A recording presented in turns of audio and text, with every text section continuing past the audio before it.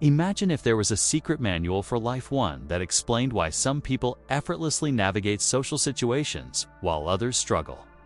Why certain individuals seem to attract opportunities while others chase them endlessly. And why success appears almost inevitable for some, but remains mysteriously elusive for most. This manual exists, but it's never been written down. It lives in the spaces between conversations, in the unspoken agreements that govern human behavior, in the invisible patterns that separate those who thrive from those who merely survive. Today, we're cracking the code on 100 unwritten rules that shape every relationship, career move, and life decision you'll ever make. These aren't the lessons from textbooks or motivational posters. These are the raw, powerful truths that successful people understand instinctively but rarely share openly. You're about to discover why your reputation arrives before you do, how your morning routine secretly controls your entire day, and why the person who cares less actually holds all the power. Some of these revelations will feel like missing puzzle pieces clicking into place. Others might completely challenge how you've been thinking about success, relationships, and life itself. Ready to see the invisible forces that have been shaping your world all along. Let's unlock the hidden curriculum of human existence. Rule 1. Your reputation arrives before you do. In our interconnected world, your reputation moves faster than you can travel. It precedes every introduction, influences every first impression, and shapes opportunities before you even know they exist. This invisible currency determines which doors open and which remain forever closed. Consider how the mere mention of someone's name can instantly conjure feelings of trust, respect, or caution. That's the power of reputation working in real time. It's not just about grand gestures or public achievements. It's built through countless small actions, consistent behavior, and the stories people tell about their experiences with you. Your reputation is like a shadow that follows you everywhere, except it often arrives at your destination first. It influences hiring decisions, partnership opportunities, romantic prospects, and social invitations. The fascinating paradox is that while you can't directly control your reputation, you have complete control over the actions that build it.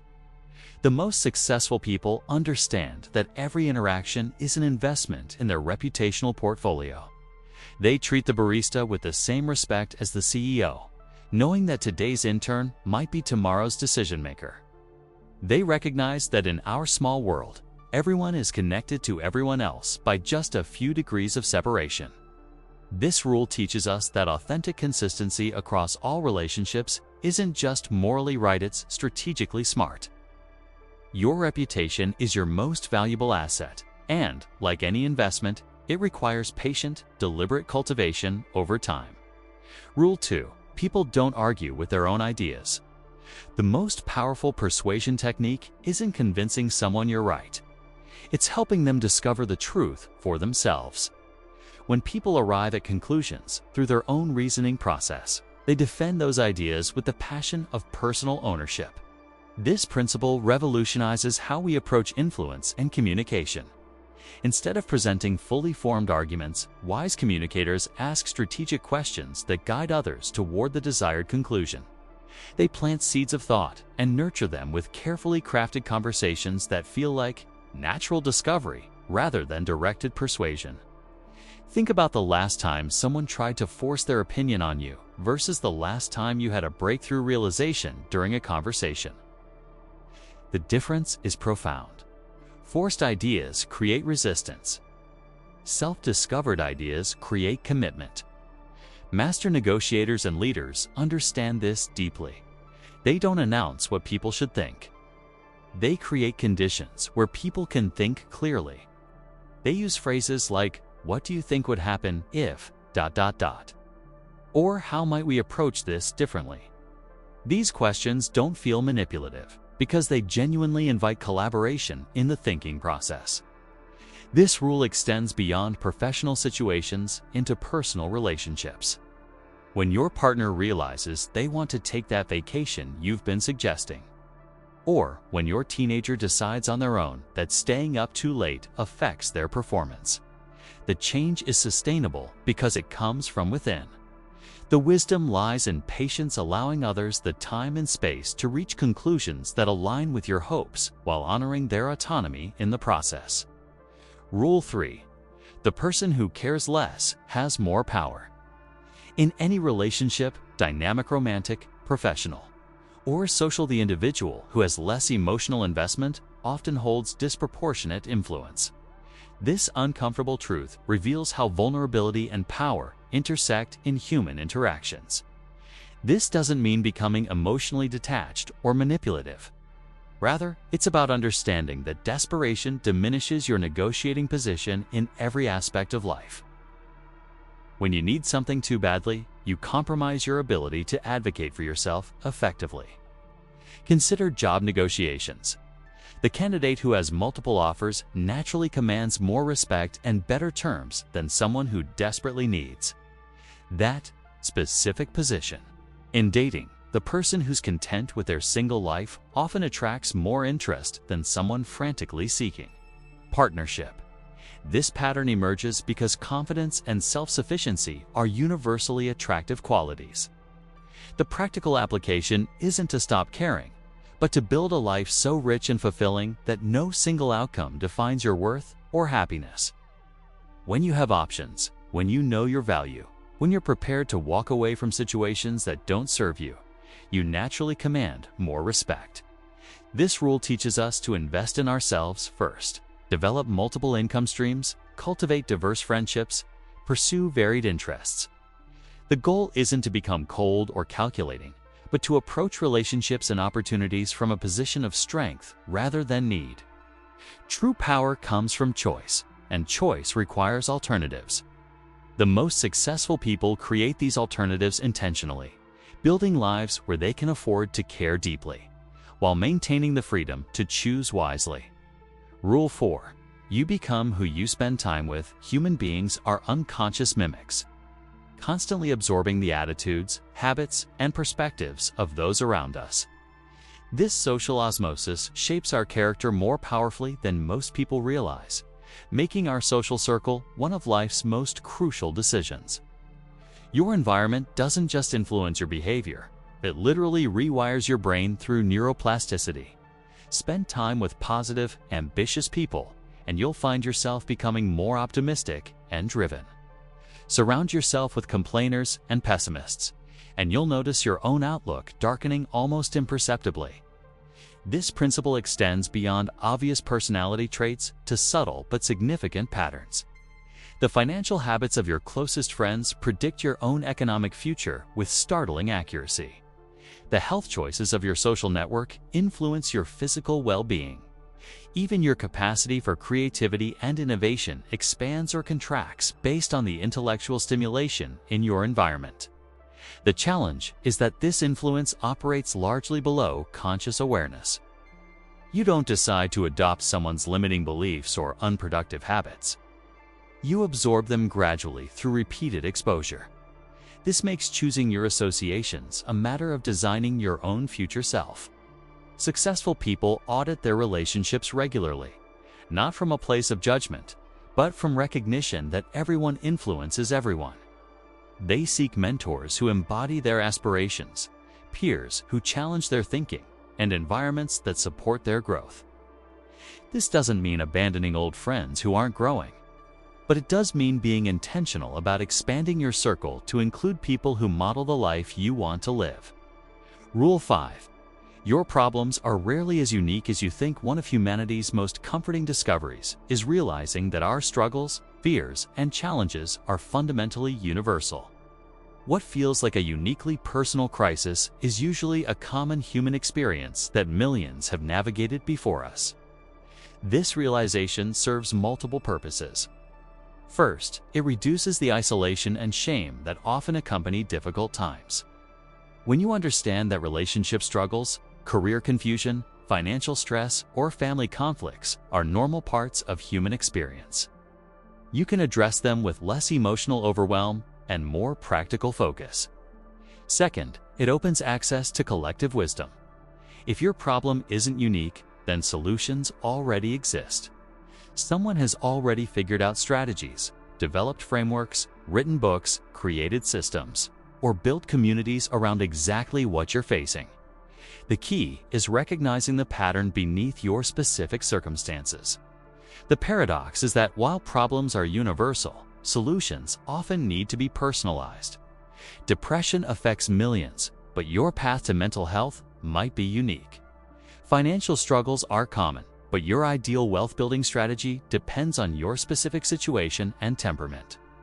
This rule encourages us to seek both comfort and guidance from others who've walked similar paths. It reminds us that asking for help isn't an admission of weakness, but an acknowledgement of our shared humanity. The most successful people become skilled at pattern recognition, seeing how their current challenge fits into broader categories of human experience, and then adapting proven solutions to their unique circumstances. Rule 6. People notice how you treat those who can do nothing for you. Character reveals itself most clearly in how we interact with people who hold no power over our success or happiness. The way you treat service workers, subordinates, strangers, and those in need provides the most accurate measure of your true nature. This principle matters because it reflects your core values when self-interest isn't involved. Anyone can be charming to their boss, kind to potential romantic partners, or respectful to influential contacts. But how do you behave when there's no personal benefit involved? That's where authentic character emerges. Others notice these interactions more than you might expect. Your colleagues see how you treat the janitor. Your date observes how you speak to the server. Your potential business partner watches how you handle the parking attendant. These moments create lasting impressions precisely because they seem unguarded and genuine. From a purely practical standpoint, you never know who might become important in your future. Today's intern could become tomorrow's CEO. The ignored person at a networking event might become a valuable connection years later. But beyond strategic considerations, treating everyone with dignity and respect creates a positive energy that returns to you in unexpected ways. This rule also serves as a personal character test. When you catch yourself being dismissive or rude to someone who can't help your agenda, you've identified an area for growth. True confidence and success never require diminishing others. The most admired people in any field are typically those who remain humble and kind, regardless of their achievements or status. Rule 7. First impressions are unfair but unavoidable. Within seconds of meeting someone, we form judgments that can influence every subsequent interaction. This rapid assessment system evolved for survival, but now operates in social and professional contexts, where snap judgments can make or break opportunities. Research shows that first impressions form within 7 seconds and can persist for years. These lightning-fast evaluations consider appearance, body language, voice tone, eye contact, and countless other subtle cues. While this process seems superficial and unfair, it's a deeply ingrained aspect of human psychology that we can't simply wish away. Understanding this reality empowers you to work with it rather than against it.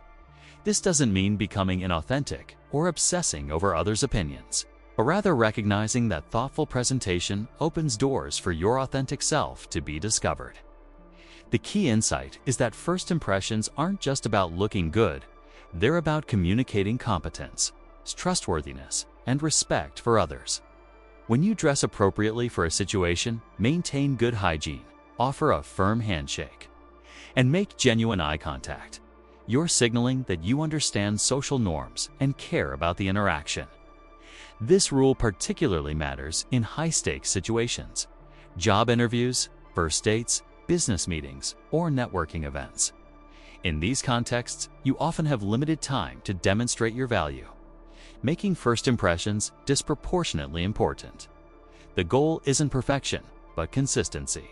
When your external presentation aligns with your internal qualities, first impressions become accurate reflections rather than misleading facades. Rule 8. Your energy affects everyone around you.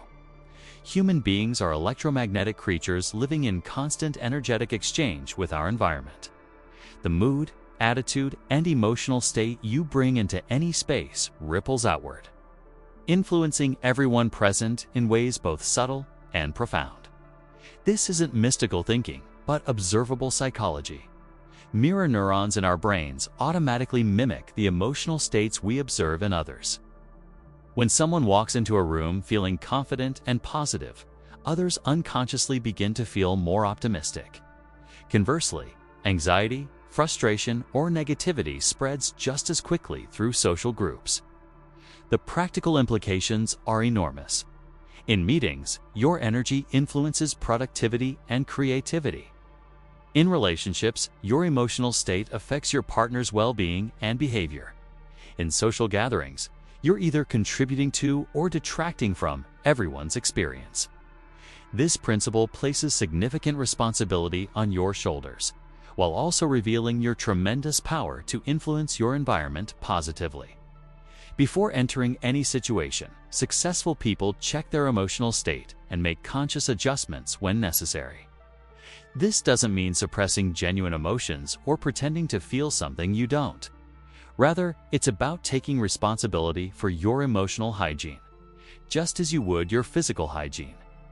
Sometimes this means taking a few minutes to center yourself, practicing gratitude, or reframing your perspective before important interactions.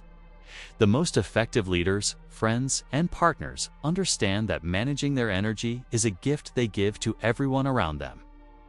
They recognize that emotional contagion is real and choose to be carriers of positivity rather than negativity. Rule 9.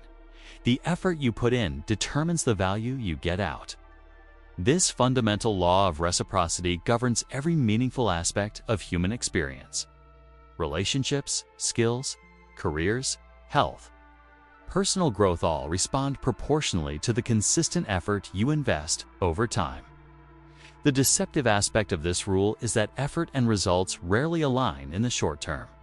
You might work intensely for weeks without seeing progress, then experience sudden breakthroughs that seem disproportionate to recent effort. This delayed gratification principle causes many people to abandon pursuits right before they would have succeeded. Compound interest applies to more than money. Every conversation deepens a relationship. Every workout builds strength. Every skill practice session increases competence. Every book read expands knowledge. These investments accumulate over time, creating exponential rather than linear returns. The challenge is that our instant gratification culture conditions us to expect immediate results. Social media shows us highlight reels, not the years of preparation behind success stories. This creates unrealistic expectations that lead to premature quitting when results don't appear quickly. Successful people develop what psychologists call a growth mindset, the belief that abilities develop through dedication and hard work. They understand that initial talent matters less than sustained effort over time. They focus on process rather than outcome, knowing that consistent input eventually creates desired output. This rule reminds us that there are no shortcuts to anywhere worth going. The effort you're willing to invest today determines the life you'll be living tomorrow. Rule 10. Listen more than you speak. In our noisy world, the rare ability to truly listen has become a superpower that opens doors, builds trust, and creates opportunities that most people miss entirely. True listening goes far beyond waiting for your turn to talk. It involves giving someone your complete attention, asking thoughtful questions, and demonstrating genuine curiosity about their perspective. This skill is so rare that when people encounter it, they often feel immediately drawn to the listener. The paradox of conversation is that the person who talks less often gains more information, more influence, more respect, and more opportunities. When you listen actively, people share their real thoughts, reveal their needs, and expose vulnerabilities that can lead to deeper connections and mutually beneficial solutions. In professional settings, listening provides competitive advantages. You learn about industry trends, discover unmet needs, identify potential partnerships, and understand the emotional currents that drive decision-making. The salesperson who listens effectively outsells the one who talks convincingly. The leader who listens builds loyalty that command and control management never achieves. Personal relationships thrive on feeling heard and understood. When you give someone the gift of your complete attention, you're communicating that they matter. Their thoughts have value, and their experience is worthy of respect. This creates emotional bonds that transform casual acquaintances into trusted friends and good relationships into great ones. The skill requires practice because our natural impulse is to prepare our response while others speak. True listening means staying present with their words, emotions, and underlying messages without immediately formulating replies. Rule 11. Your morning routine sets the tone for your entire day. The first hour of your day creates momentum that carries through every subsequent hour. How you begin establishes whether you'll feel reactive or proactive, scattered or focused, stressed or centered throughout the day. Most people start their days in chaos, hitting snooze repeatedly, checking phones immediately upon waking, rushing through preparations while mentally rehearsing their stress. This reactive beginning creates a psychological state that's difficult to overcome, leading to entire days that feel out of control. Successful people design intentional morning routines that align their physical, mental, and emotional states with their goals and values. These routines vary widely but share common elements. They begin before external demands intrude. They include activities that energize rather than drain, and they reinforce positive identity and purpose. The magic isn't in any specific activities, but in creating a consistent ritual that belongs entirely to you. Whether it's meditation, exercise, journaling, reading, or simply enjoying coffee in silence, the routine becomes a daily investment in your well-being and effectiveness. Scientific research supports this wisdom.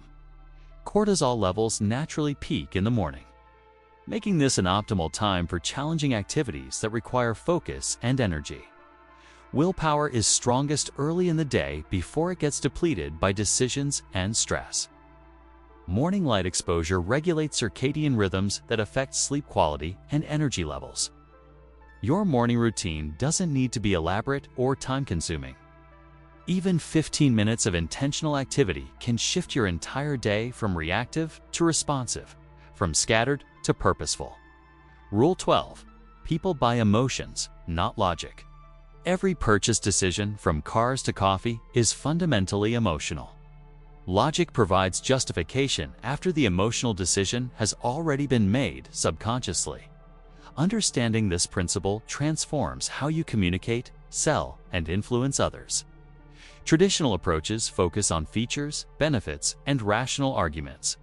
While these elements matter, they rarely drive decisions. Instead, people buy feelings: security, status, belonging, excitement, comfort, or pride. The most successful salespeople, marketers, and leaders understand that emotional connection precedes logical persuasion. This applies beyond formal sales situations to every interaction where you're trying to influence outcomes.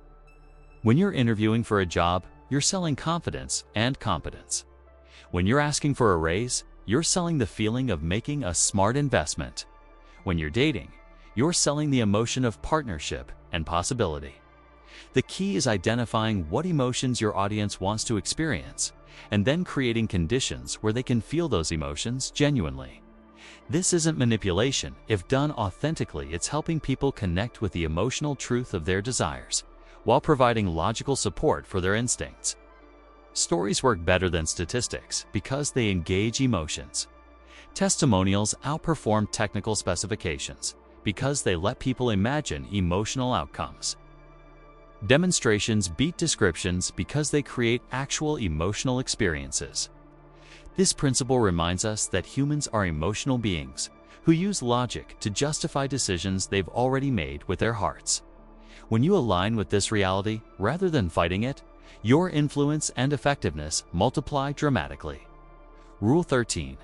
Your network is your net worth. Success rarely happens in isolation. The relationships you build, maintain, and nurture throughout your life often determine your opportunities, resources, and achievements more than talent or hard work alone. This isn't about using people or viewing relationships as transactions. Authentic networking is about building genuine connections based on mutual value, shared interests, and human kindness. The most powerful networks develop organically when you focus on how you can help others rather than what they can do for you.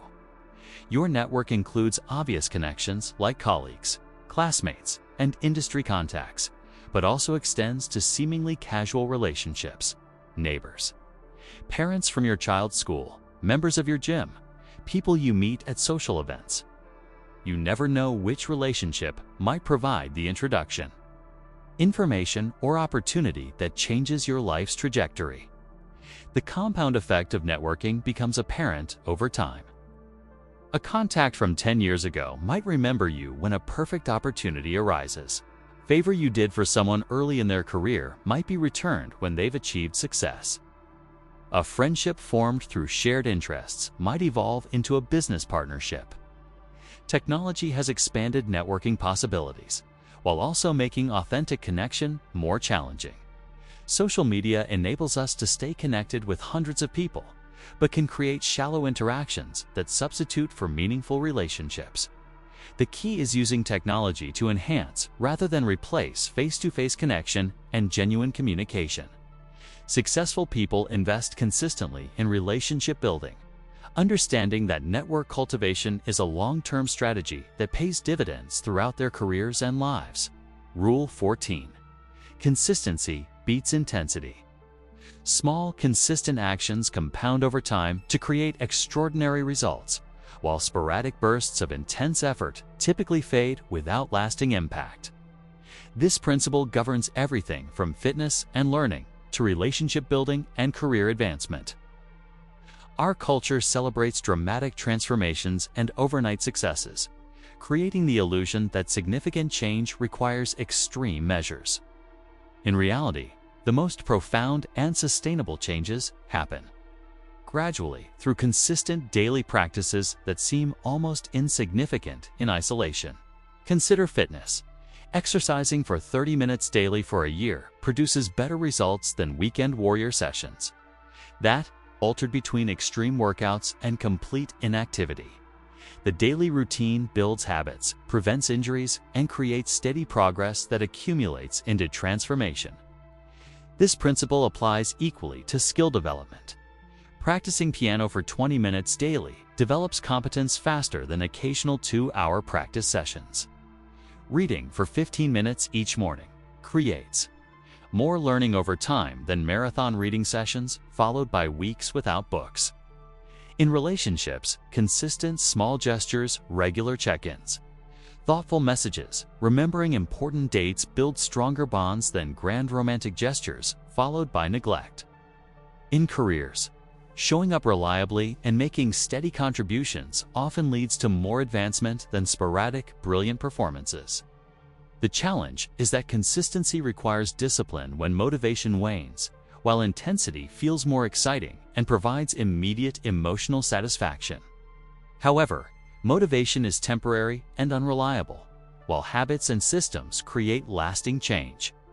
Successful people choose consistency over intensity, understanding that the compound effect of small daily actions creates exponential results over time. Rule 15. You can't control what happens, but you can control how you respond. This fundamental principle of resilience separates those who thrive through adversity from those who become victims of their circumstances. Life inevitably includes setbacks, disappointments, failures, and unexpected challenges. Your response to these events determines their ultimate impact on your life. Between any stimulus and your response lies a gap where choice exists. In that gap lies your freedom and power. You can choose to react emotionally or respond thoughtfully. You can focus on what went wrong or what you can learn. You can blame external circumstances or take responsibility for your next steps. This doesn't mean suppressing emotions or pretending difficult situations aren't painful. It means recognizing that your emotional experience and your behavioral response are separate choices. You can feel disappointed while still taking constructive action. You can acknowledge pain while refusing to become a permanent victim. The most resilient people develop what psychologists call an internal locus of control, the belief that their actions significantly influence their outcomes. They spend energy on what they can change rather than lamenting what they cannot. They view setbacks as temporary and specific rather than permanent and pervasive. This mindset shift transforms challenges from threats into opportunities for growth. Job loss becomes a chance to find better work. Relationship endings become opportunities for self-discovery. Health problems become wake-up calls for lifestyle changes. Business failures become education for future success. Developing this response flexibility requires practice and self-awareness. It means catching yourself in victim thinking and redirecting toward empowered action. It means asking, "What can I do now?" instead of "Why did this happen to me?" Rule 16. Your comfort zone is a beautiful place, but nothing grows. Their growth requires discomfort. Every skill you've developed, every achievement you've earned, every meaningful relationship you've built happened because you pushed beyond familiar territory into uncertainty and challenge. The comfort zone isn't just physical safety, it's psychological familiarity. It includes habitual thoughts, routine behaviors, known environments, and predictable relationships. While comfort zones serve important purposes, providing stability and conserving mental energy, they become prisons when we refuse to leave them. Innovation happens at the edge of competence, where you're stretching your abilities beyond current limits. Learning requires confusion and mistakes. Leadership demands making decisions without complete information. Creativity emerges from combining familiar elements in unfamiliar ways. The paradox is that avoiding discomfort in the short term creates greater discomfort in the long term. Avoiding difficult conversations leads to relationship problems. Avoiding skill development leads to career stagnation. Avoiding health changes leads to medical problems. Avoiding financial planning leads to money stress. Successful people deliberately seek controlled discomfort. They take on projects slightly beyond their experience level. They have conversations that feel awkward but necessary. They travel to unfamiliar places, try new activities, and put themselves in situations where they must grow. The key is distinguishing between productive discomfort that leads to growth and destructive discomfort that leads to harm. Good discomfort challenges your abilities while respecting your safety. It pushes boundaries without breaking you. Building comfort with discomfort becomes a meta skill that accelerates all other development. When you're comfortable being uncomfortable, opportunities that intimidate others become exciting challenges. Rule 17. People don't care how much you know until they know how much you care. Competence without compassion creates distance, while caring without competence creates frustration. The most effective leaders, teachers, salespeople, and relationship partners combine expertise with genuine concern for others' well-being. This principle appears in every context where influence matters. The doctor who explains conditions with patience and empathy gets better patient compliance than one who simply diagnoses and prescribes. The manager who shows personal interest in team members' development inspires higher performance than one who focuses only on results. The teacher who demonstrates care for student success creates deeper learning than one who simply delivers information. Caring communicates itself through attention, presence, and authentic interest in others' experiences and outcomes. It means listening to understand rather than to reply. It means asking about someone's goals, challenges, and perspectives. It means celebrating their successes and supporting them through difficulties. The mistake many competent people make is leading with their knowledge, credentials, or achievements. They assume that demonstrating expertise will create trust and respect. While competence is necessary, it's not sufficient for influence or connection.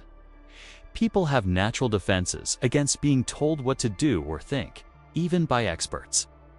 These defenses lower when they feel the expert genuinely cares about their well-being, rather than just being right or impressive. This rule transforms how you approach every interaction. Instead of leading with what you know, You begin by demonstrating that you care about the person's situation, goals, and concerns. Knowledge becomes a tool for serving others rather than a weapon for impressing them. Rule 18. Your potential is directly linked to your willingness to be uncomfortable. Every breakthrough in human achievement, personal or professional, requires venturing into territory that feels uncertain, challenging, and sometimes frightening. Your capacity to embrace discomfort directly determines your capacity for growth. This principle manifests across all areas of development. Physical fitness requires pushing muscles beyond their current capacity, creating the discomfort that triggers adaptation and strength building. Skill acquisition requires practicing at the edge of competence, where mistakes and confusion are inevitable parts of the learning process. Emotional growth demands facing difficult truths about yourself and having challenging conversations that you'd prefer to avoid.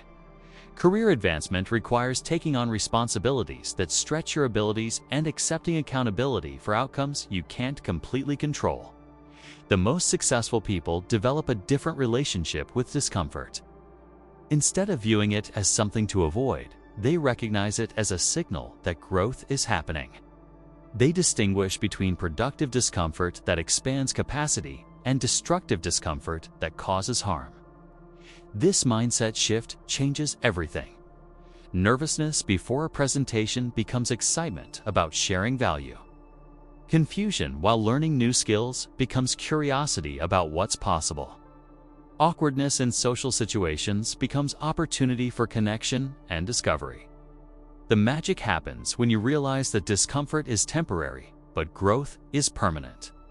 The anxiety you feel asking for a raise lasts minutes, but the confidence and income increase can last years. The embarrassment of making mistakes while learning lasts moments, but the competence you develop serves you forever. Building tolerance for discomfort becomes a multiplier for all other abilities, expanding what you believe is possible and giving you access to opportunities that others avoid. Rule 19. Success is not a destination. It's a process. Our culture perpetuates the myth that success is a final achievement, moment when you can declare victory and coast on your accomplishments. This misconception causes people to sacrifice present happiness for future goals that, once achieved, fail to provide lasting satisfaction. True success is a way of being, not a place you arrive. It's about who you become through pursuing meaningful goals rather than the specific outcomes you achieve. It's about developing character, building relationships, creating value, and growing as a human being throughout your journey. This realization transforms how you approach goals and ambitions. Instead of deferring fulfillment until you reach some imaginary finish line, you find satisfaction in daily progress and improvement. Instead of measuring yourself against external markers of success, you focus on whether you're becoming the person you want to be. The process-oriented mindset also provides resilience when specific goals don't work out as planned. If your identity and happiness depend on achieving particular outcomes, failures devastate you. If your identity centers on growth, learning, and contribution, setbacks become valuable feedback that redirects rather than defeats you. Successful people enjoy the pursuit as much as the achievement. They find flow in challenging work, satisfaction in solving problems, and joy in developing their capabilities. They set goals not as destinations, but as direction-setting tools that guide their daily actions and decisions. This principle reminds us that the journey is the destination. The person you become while pursuing your dreams matters more than whether you achieve them exactly as envisioned. Success is about embracing the process of becoming your best self. Rule 20. Your word is your bond. In a world where commitments are frequently broken and promises are casually made, your reliability becomes a rare and valuable currency that distinguishes you from the crowd. When you say you'll do something, people should be able to consider it done. This level of trustworthiness takes years to build, but can be destroyed with a single broken promise. Your word represents your character in action, eats the external manifestation of your internal integrity. This principle extends beyond major commitments to small, seemingly insignificant promises. Arriving when you say you will, calling when you promise to call, delivering what you agree to deliver. These small acts of reliability compound into a reputation for trustworthiness that opens doors throughout your life. The challenge is that modern life encourages overcommitment. Social media makes it easy to RSVP to events you won't attend. Professional pressure tempts us to promise unrealistic deadlines. Social expectations push us to say yes when we should say no. Successful people understand that their word is their most valuable asset. They're careful about making commitments, considering their capacity and other obligations before agreeing to anything. They'd rather underpromise and overdeliver than make commitments they can't keep. When circumstances genuinely prevent keeping a commitment, they communicate proactively rather than hoping the other party won't notice. They take responsibility, explain the situation, and work to minimize the impact on others. This reliability creates a compound effect. People begin seeking you out for important projects because they know you'll follow through. Opportunities gravitate toward people who can be trusted to deliver. Your word becomes a reputation that generates more and better options throughout your life. Rule 21. Everything you want is on the other side of fear. Fear serves an important biological function, alerting us to potential dangers and keeping us safe from genuine threats.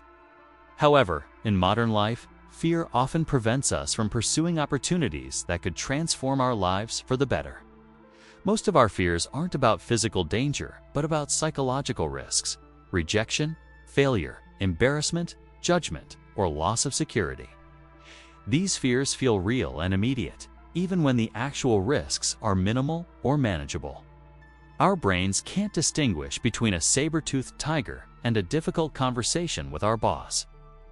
The dreams you've deferred, the goals you've abandoned, the opportunities you've declined. Many of these decisions were fear-based rather than wisdom-based. Fear disguises itself as reasonable caution, but its true agenda is keeping you small and safe in familiar territory. Successful people don't eliminate fear. They develop a different relationship with it. They recognize fear as information rather than instruction. Fear might signal the importance of preparation, the need for support, or the magnitude of opportunity, but it doesn't automatically mean don't do it. The antidote to fear isn't courage, it's action. You don't wait to feel brave before taking brave actions. You take small steps forward despite feeling afraid, and confidence develops through experience rather than thought. Every fear faced and overcome increases your tolerance for uncertainty and risk. Each time you do something that scares you and survive, you expand your comfort zone and build evidence that you can handle challenges. The irony is that the things we fear most often turn out to be far less difficult or dangerous than we imagined. The anticipation of discomfort usually exceeds the actual experience of discomfort. Rule 22. You don't get what you deserve. You get what you negotiate. Life doesn't automatically reward fairness, hard work, or good intentions. Resources, opportunities, and recognition go to those who effectively advocate for themselves and negotiate favorable outcomes. This doesn't mean becoming aggressive or manipulative. Effective negotiation is about clearly communicating your value, understanding others' needs, and finding mutually beneficial solutions. It's a skill that applies to salary discussions, business deals, relationship boundaries, and daily interactions. Many people avoid negotiation because they view it as confrontational or uncomfortable. They hope that good work will speak for itself and that fair treatment will happen automatically. While merit matters, it rarely speaks loud enough to overcome the advantage of skilled negotiation. The first step in effective negotiation is understanding that everything is negotiable. Prices, deadlines, responsibilities, terms, conditions. These are all starting points for discussion rather than fixed realities. The worst thing someone can say is no, leaving you exactly where you started. Preparation multiplies your negotiating power. Research market rates. Understand the other party's constraints and motivations. Identify your alternatives and know your walkaway point. Information is leverage, and leverage creates better outcomes. Successful negotiators focus on expanding the pie before dividing it. Instead of fighting over fixed resources, they look for creative solutions that give everyone more of what they want. They ask questions to understand underlying needs rather than just stated positions. This skill becomes more valuable over time because small improvements in deals, salaries, and agreements compound into significant lifetime advantages. Learning to negotiate effectively is an investment that pays returns in every area of life. Rule 23. Your health is your most important asset. Without health, wealth becomes meaningless, relationships suffer, and opportunities disappear. Yet most people treat their health as something to address later after they've achieved their career and financial goals. This backward thinking ignores the fundamental truth that health is the foundation upon which everything else builds. Energy, mental clarity, emotional stability, physical capability, and longevity all depend on the daily choices you make about food, exercise, sleep, stress management, and self-care. The paradox is that investing in health creates, rather than costs, time.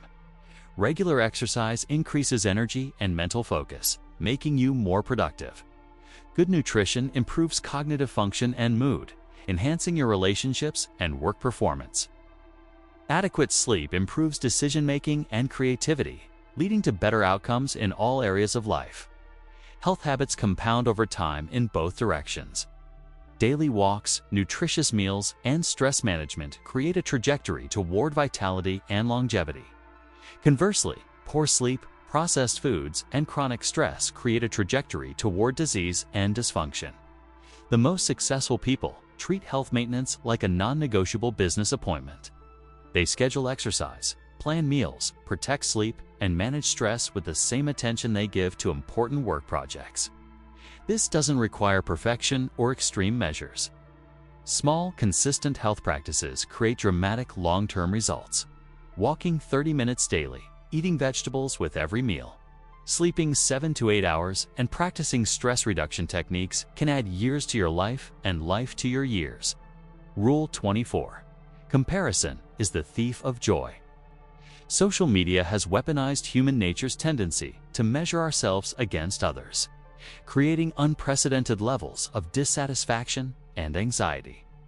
We compare our behind-the-scenes reality with others' highlight reels, forgetting that everyone curates their public image. Comparison robs you of contentment with your own progress and achievements.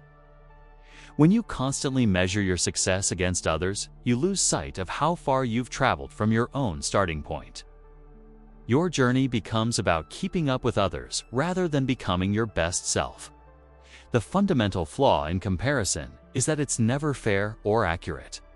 You're comparing your internal experience, including all your doubts, struggles, and setbacks, with someone else's external appearance. You see their success, but not their sacrifices. Their achievements, but not their failures.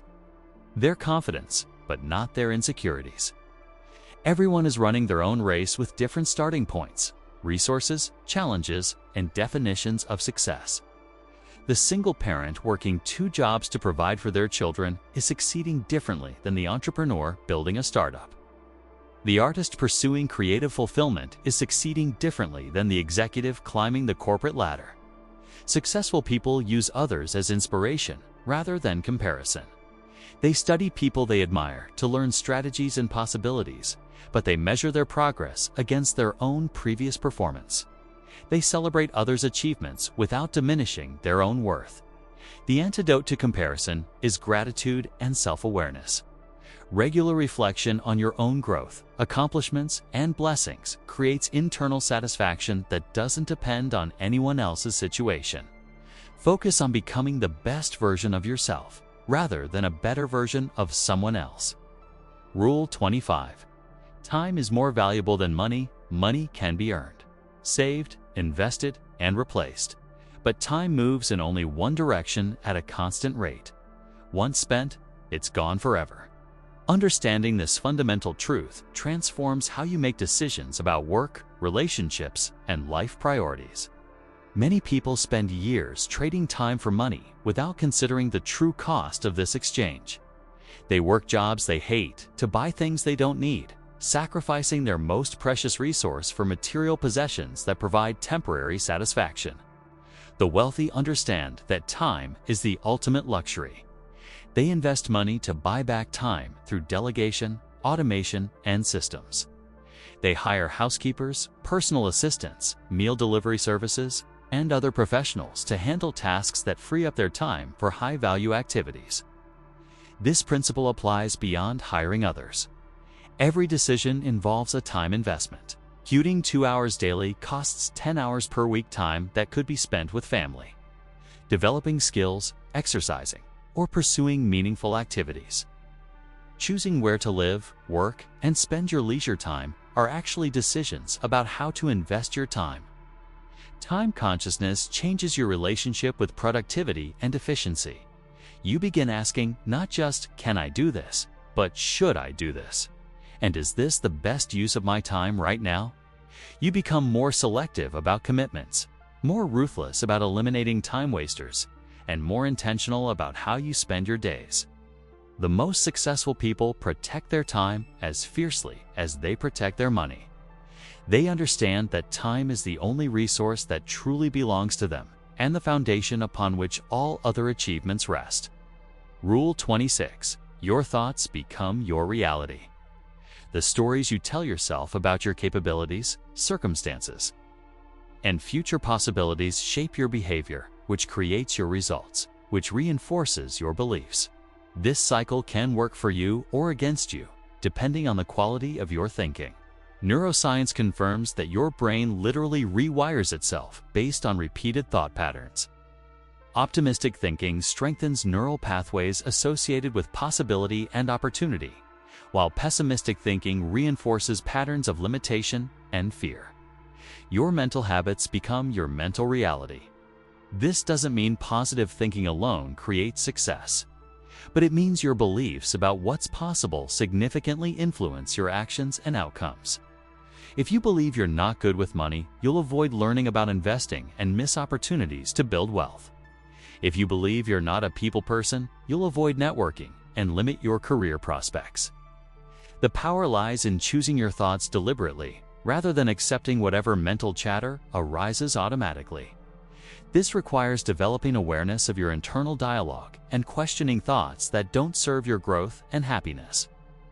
Successful people become skilled at reframing challenges as opportunities, setbacks as learning experiences, and obstacles as character-building exercises.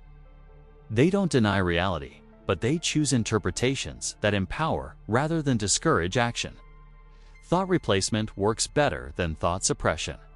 Instead of trying not to think negative thoughts, replace them with more useful ones. Instead of "I can't do this," try "I'm learning how to do this." Instead of "This always happens to me," try "This is teaching me something important." Your mind is your most important tool. Learning to use it skillfully by choosing empowering thoughts creates a foundation for success in every area of life. Rule 27. Nobody is coming to save you. This harsh but liberating truth forces you to take complete responsibility for your life, circumstances, and future. Waiting for rescue from a person, organization, or external circumstance keeps you stuck in victim mode and prevents you from accessing your own power. The fantasy of being saved is seductive because it removes the burden of difficult decisions and challenging actions. It's easier to hope that someone else will solve your problems than to face the reality that meaningful change requires your own effort, risk, and discomfort. This principle applies to every area where people commonly wait for external solutions. Financial problems require you to increase income, decrease expenses, or both. No one else will balance your budget. Relationship issues require you to communicate better, set boundaries, or make difficult decisions. No one else can fix your relationships. Career dissatisfaction requires you to develop skills, network effectively, or change directions. No one else will manage your career. The empowering flip side is that if nobody is coming to save you, nobody can stop you either. You don't need permission, approval, or perfect conditions to begin improving your situation. You have more control and capability than you realize. This doesn't mean rejecting help when it's offered or failing to build supportive relationships. It means taking ownership of your outcomes while appreciating assistance as a bonus rather than a requirement. Successful people embrace this responsibility because they understand it's actually freedom.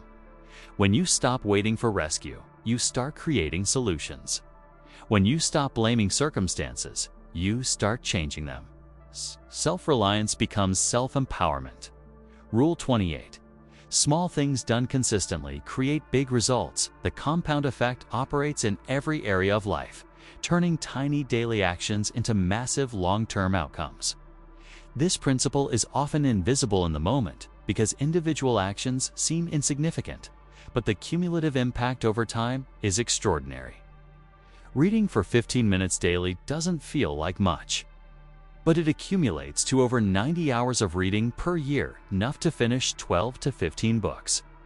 Saving $50 per month seems modest, but invested over 30 years with compound interest, it becomes substantial wealth. The challenge is that negative habits compound just as powerfully as positive ones. Eating an extra 200 calories daily seems harmless, but it accumulates to 20 pounds of weight gain per year. Watching an extra hour of television nightly seems relaxing, but it represents 365 hours, 9 full work weeks that could have been invested in learning, relationships, or health. This principle reveals why dramatic life overhauls rarely succeed, while small habit changes create lasting transformation. Your current life is the result of your daily habits compounded over time. To change your life, you need to change your habits gradually and consistently. The key is choosing keystone habits, small changes that naturally trigger other positive behaviors. Exercise often leads to better eating choices. Reading frequently leads to better thinking and decision-making. Meditation tends to improve emotional regulation and stress management. Successful people understand that they're playing a long-term game where consistency beats intensity. They focus on what they can sustain daily rather than what they can do occasionally. They trust the compound effect to create the transformation they seek. Rule 29. Your environment shapes your behavior, the spaces you inhabit. Physical, digital, and social influence your thoughts, emotions, and actions more than willpower or motivation. Understanding this allows you to design environments that support your goals rather than fighting against your surroundings. Physical environment affects psychology in measurable ways. Cluttered spaces increase cortisol levels and reduce focus. Natural light improves mood and energy. Organized environments promote clear thinking and productivity. The colors, sounds, smells, and layout of your space all influence your mental state and behavior. Digital environment has become equally important. The apps on your phone, the websites you visit, the social media accounts you follow, these create mental environments that shape your thoughts and emotions. Constant notifications fragment attention. Negative news feeds increase anxiety. Social media comparison triggers dissatisfaction. Social environment might be most powerful of all. The people you spend time with, the conversations you have. The activities you share, these influences operate continuously, often below conscious awareness. You unconsciously adopt the attitudes, habits, and standards of your social group. Successful people engineer their environments intentionally. They organize their physical spaces to support their goals. They curate their digital inputs to promote learning and positivity. They seek social environments that challenge and inspire them. This doesn't require perfect control over every aspect of your environment, but it does mean taking responsibility for what you can influence. Declutter your workspace. Unfollow accounts that make you feel bad. Spend more time with people who inspire you. These environmental changes often produce faster results than trying to change yourself through willpower alone. Rule 30. Questions are more powerful than statements. The right question at the right time can open minds, solve problems, deepen relationships, and create breakthroughs that statements alone cannot achieve. Questions engage curiosity, encourage thinking, and invite collaboration in ways that assertions often resist. When you make a statement, you're sharing your perspective and asking others to accept it. When you ask a question, you're inviting others to think alongside you. This collaborative approach reduces resistance and increases engagement because people feel heard and valued rather than lectured. Questions also reveal information that statements cannot. What's your biggest challenge right now? Uncovers problems you can help solve. What would success look like for you? Reveals goals you can support. How do you see this situation? Exposes perspectives you might have missed. The most powerful questions are open-ended and genuinely curious. They don't have hidden agendas or predetermined answers. They create space for authentic dialogue and discovery. What do you think? It's more engaging than "Don't you think we should do this?" Strategic questioning becomes a leadership tool, a selling technique, a parenting strategy, and a relationship skill. Instead of telling people what to do, you ask questions that help them discover the right action for themselves. Instead of arguing your point, you ask questions that help others see different perspectives. Successful people become skilled questioners because they understand that influence happens through engagement rather than persuasion. They're genuinely curious about others' thoughts, feelings, and experiences. This curiosity builds connections and creates conditions where positive change becomes possible. Rule 31. Your past does not equal your future.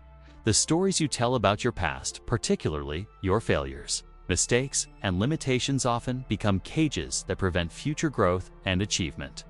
While your history influences your present, it doesn't determine your future unless you let it. Many people live as prisoners of their past decisions, circumstances, or identities.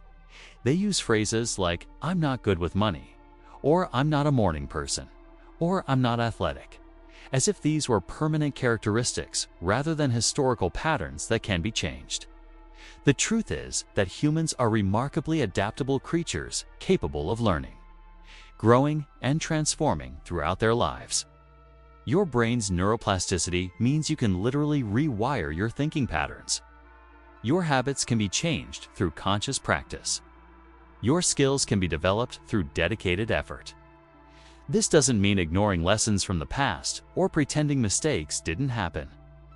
It means using your history as information rather than identity. Past failures become learning experiences. Previous limitations become starting points for growth. Old mistakes become wisdom for better decisions. The most successful people reframe their past as preparation rather than prediction.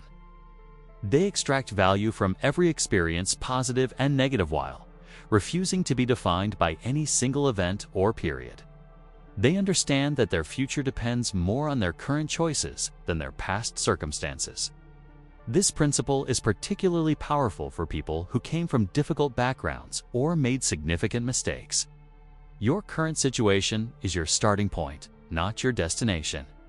Every day offers new opportunities to choose different actions that create different results. Rule 32.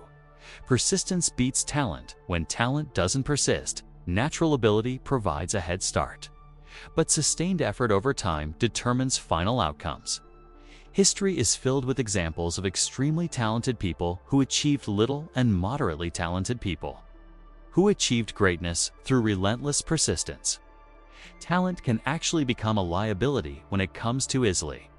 Naturally gifted people often rely on their abilities without developing the work ethic, resilience, and problem-solving skills that less talented people must cultivate.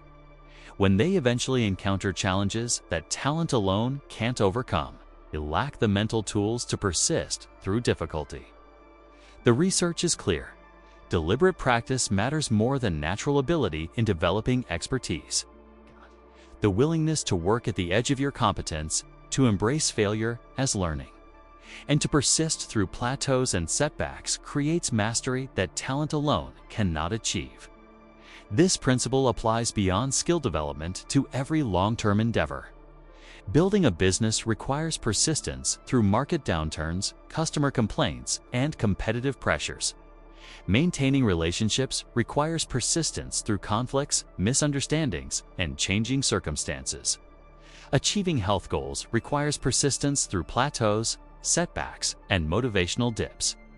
Persistence isn't just stubbornly continuing the same approach regardless of results. It's the commitment to keep working toward your goal while adapting your methods based on feedback and learning. It's the willingness to fail, adjust, and try again with improved strategies. Successful people understand that persistence is a skill that can be developed. They build mental resilience through gradually increasing challenges. They create systems and habits that support long-term effort. They surround themselves with people who encourage persistence rather than quick fixes. Rule 33. Your reputation is built in drops and lost in buckets. Trust and credibility accumulate slowly through countless small actions, but can be destroyed quickly through a single significant mistake. This asymmetry makes reputation management one of life's most critical skills. Every interaction contributes to how others perceive your character, competence, and reliability. Showing up on time, keeping promises, treating people kindly, delivering quality work. These mundane actions gradually build a foundation of trust that opens doors and creates opportunities.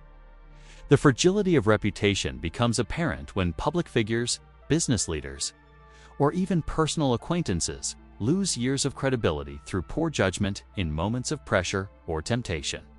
A single lie, betrayal, or ethical lapse can overshadow decades of positive behavior. This principle creates both vulnerability and opportunity. The vulnerability reminds us that reputation requires constant vigilance and cannot be taken for granted. One moment of anger, carelessness, or poor judgment can undo years of relationship building.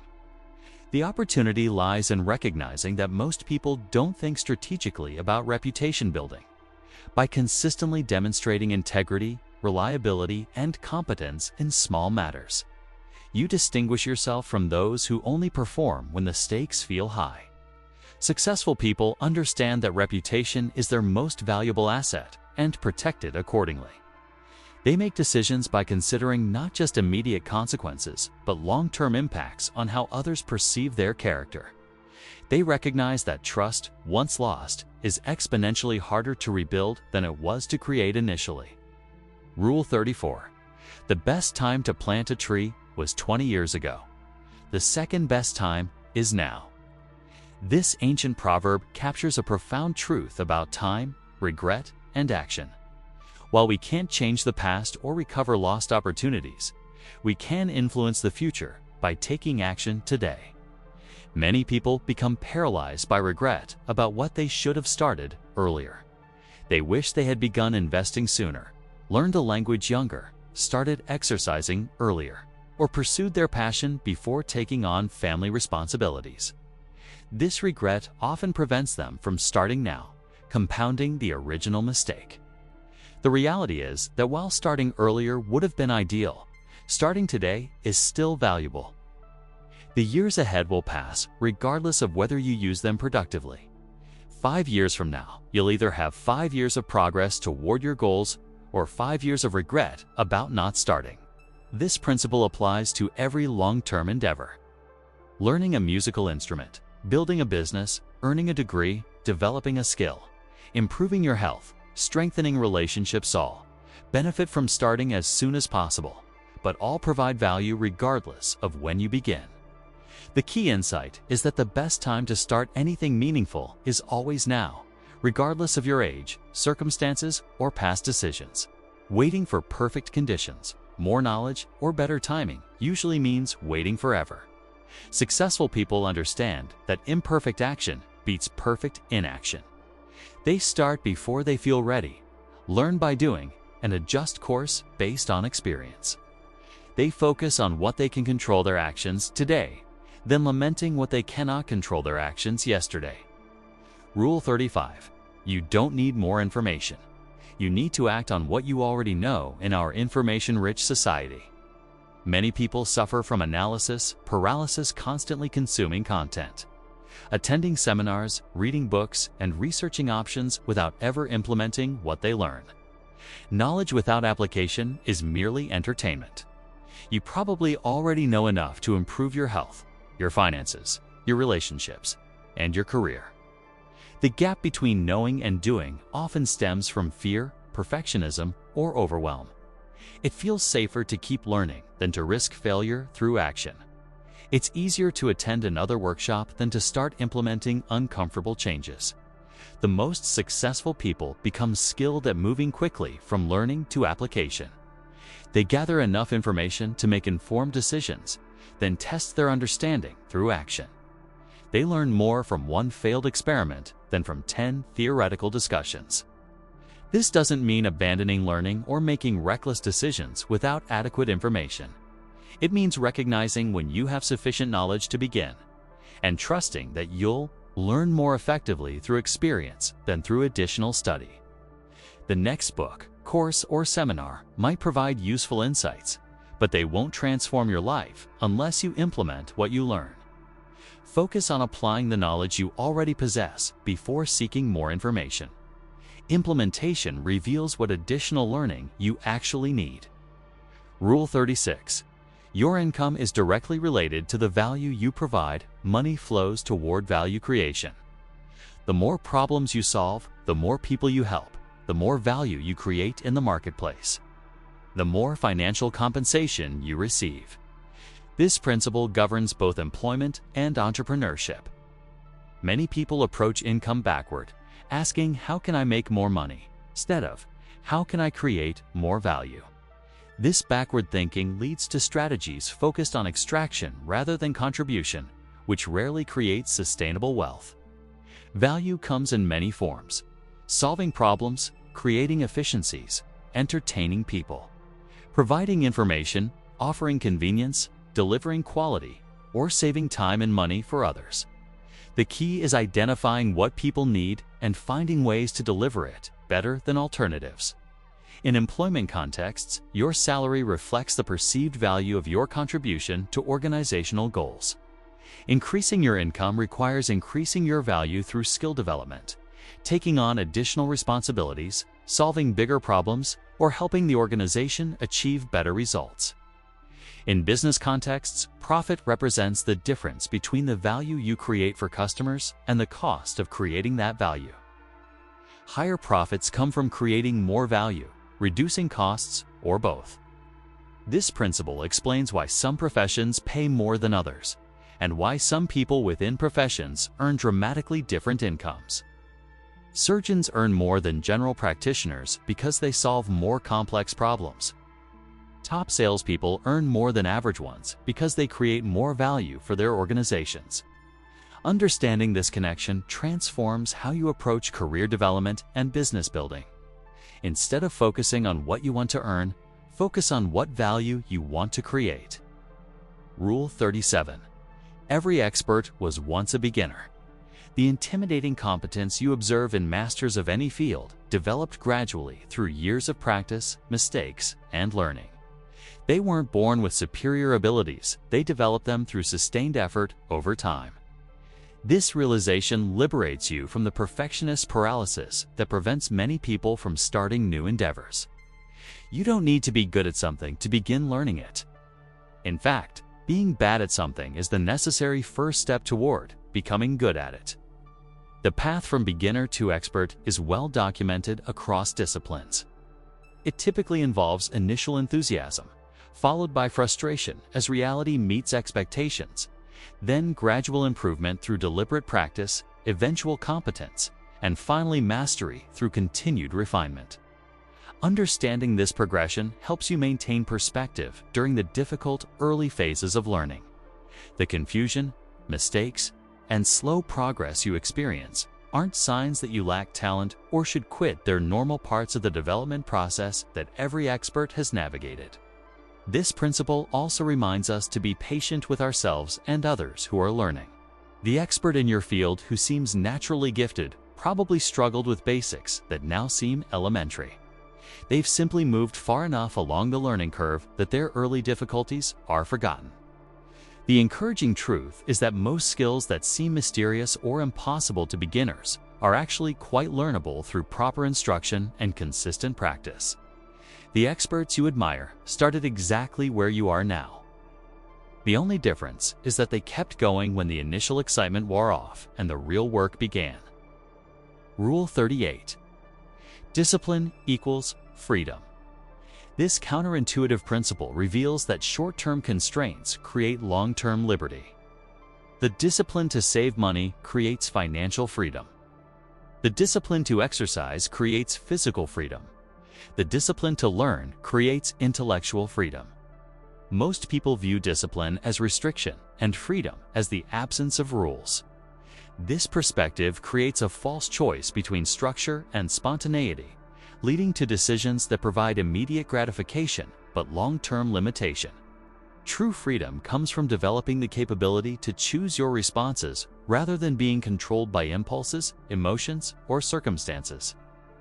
Discipline builds this capability by strengthening your ability to do what serves your long-term interests even when you don't feel like it. Financial discipline illustrates this perfectly. Living below your means, saving consistently, and investing wisely requires saying no to immediate desires.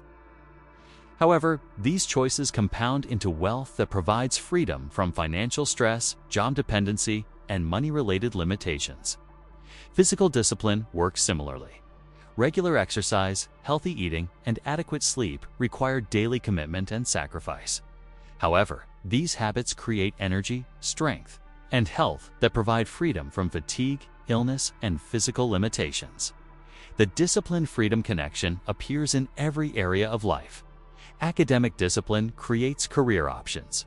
Social discipline creates relationship skills. Emotional discipline creates mental health. Creative discipline creates artistic expression.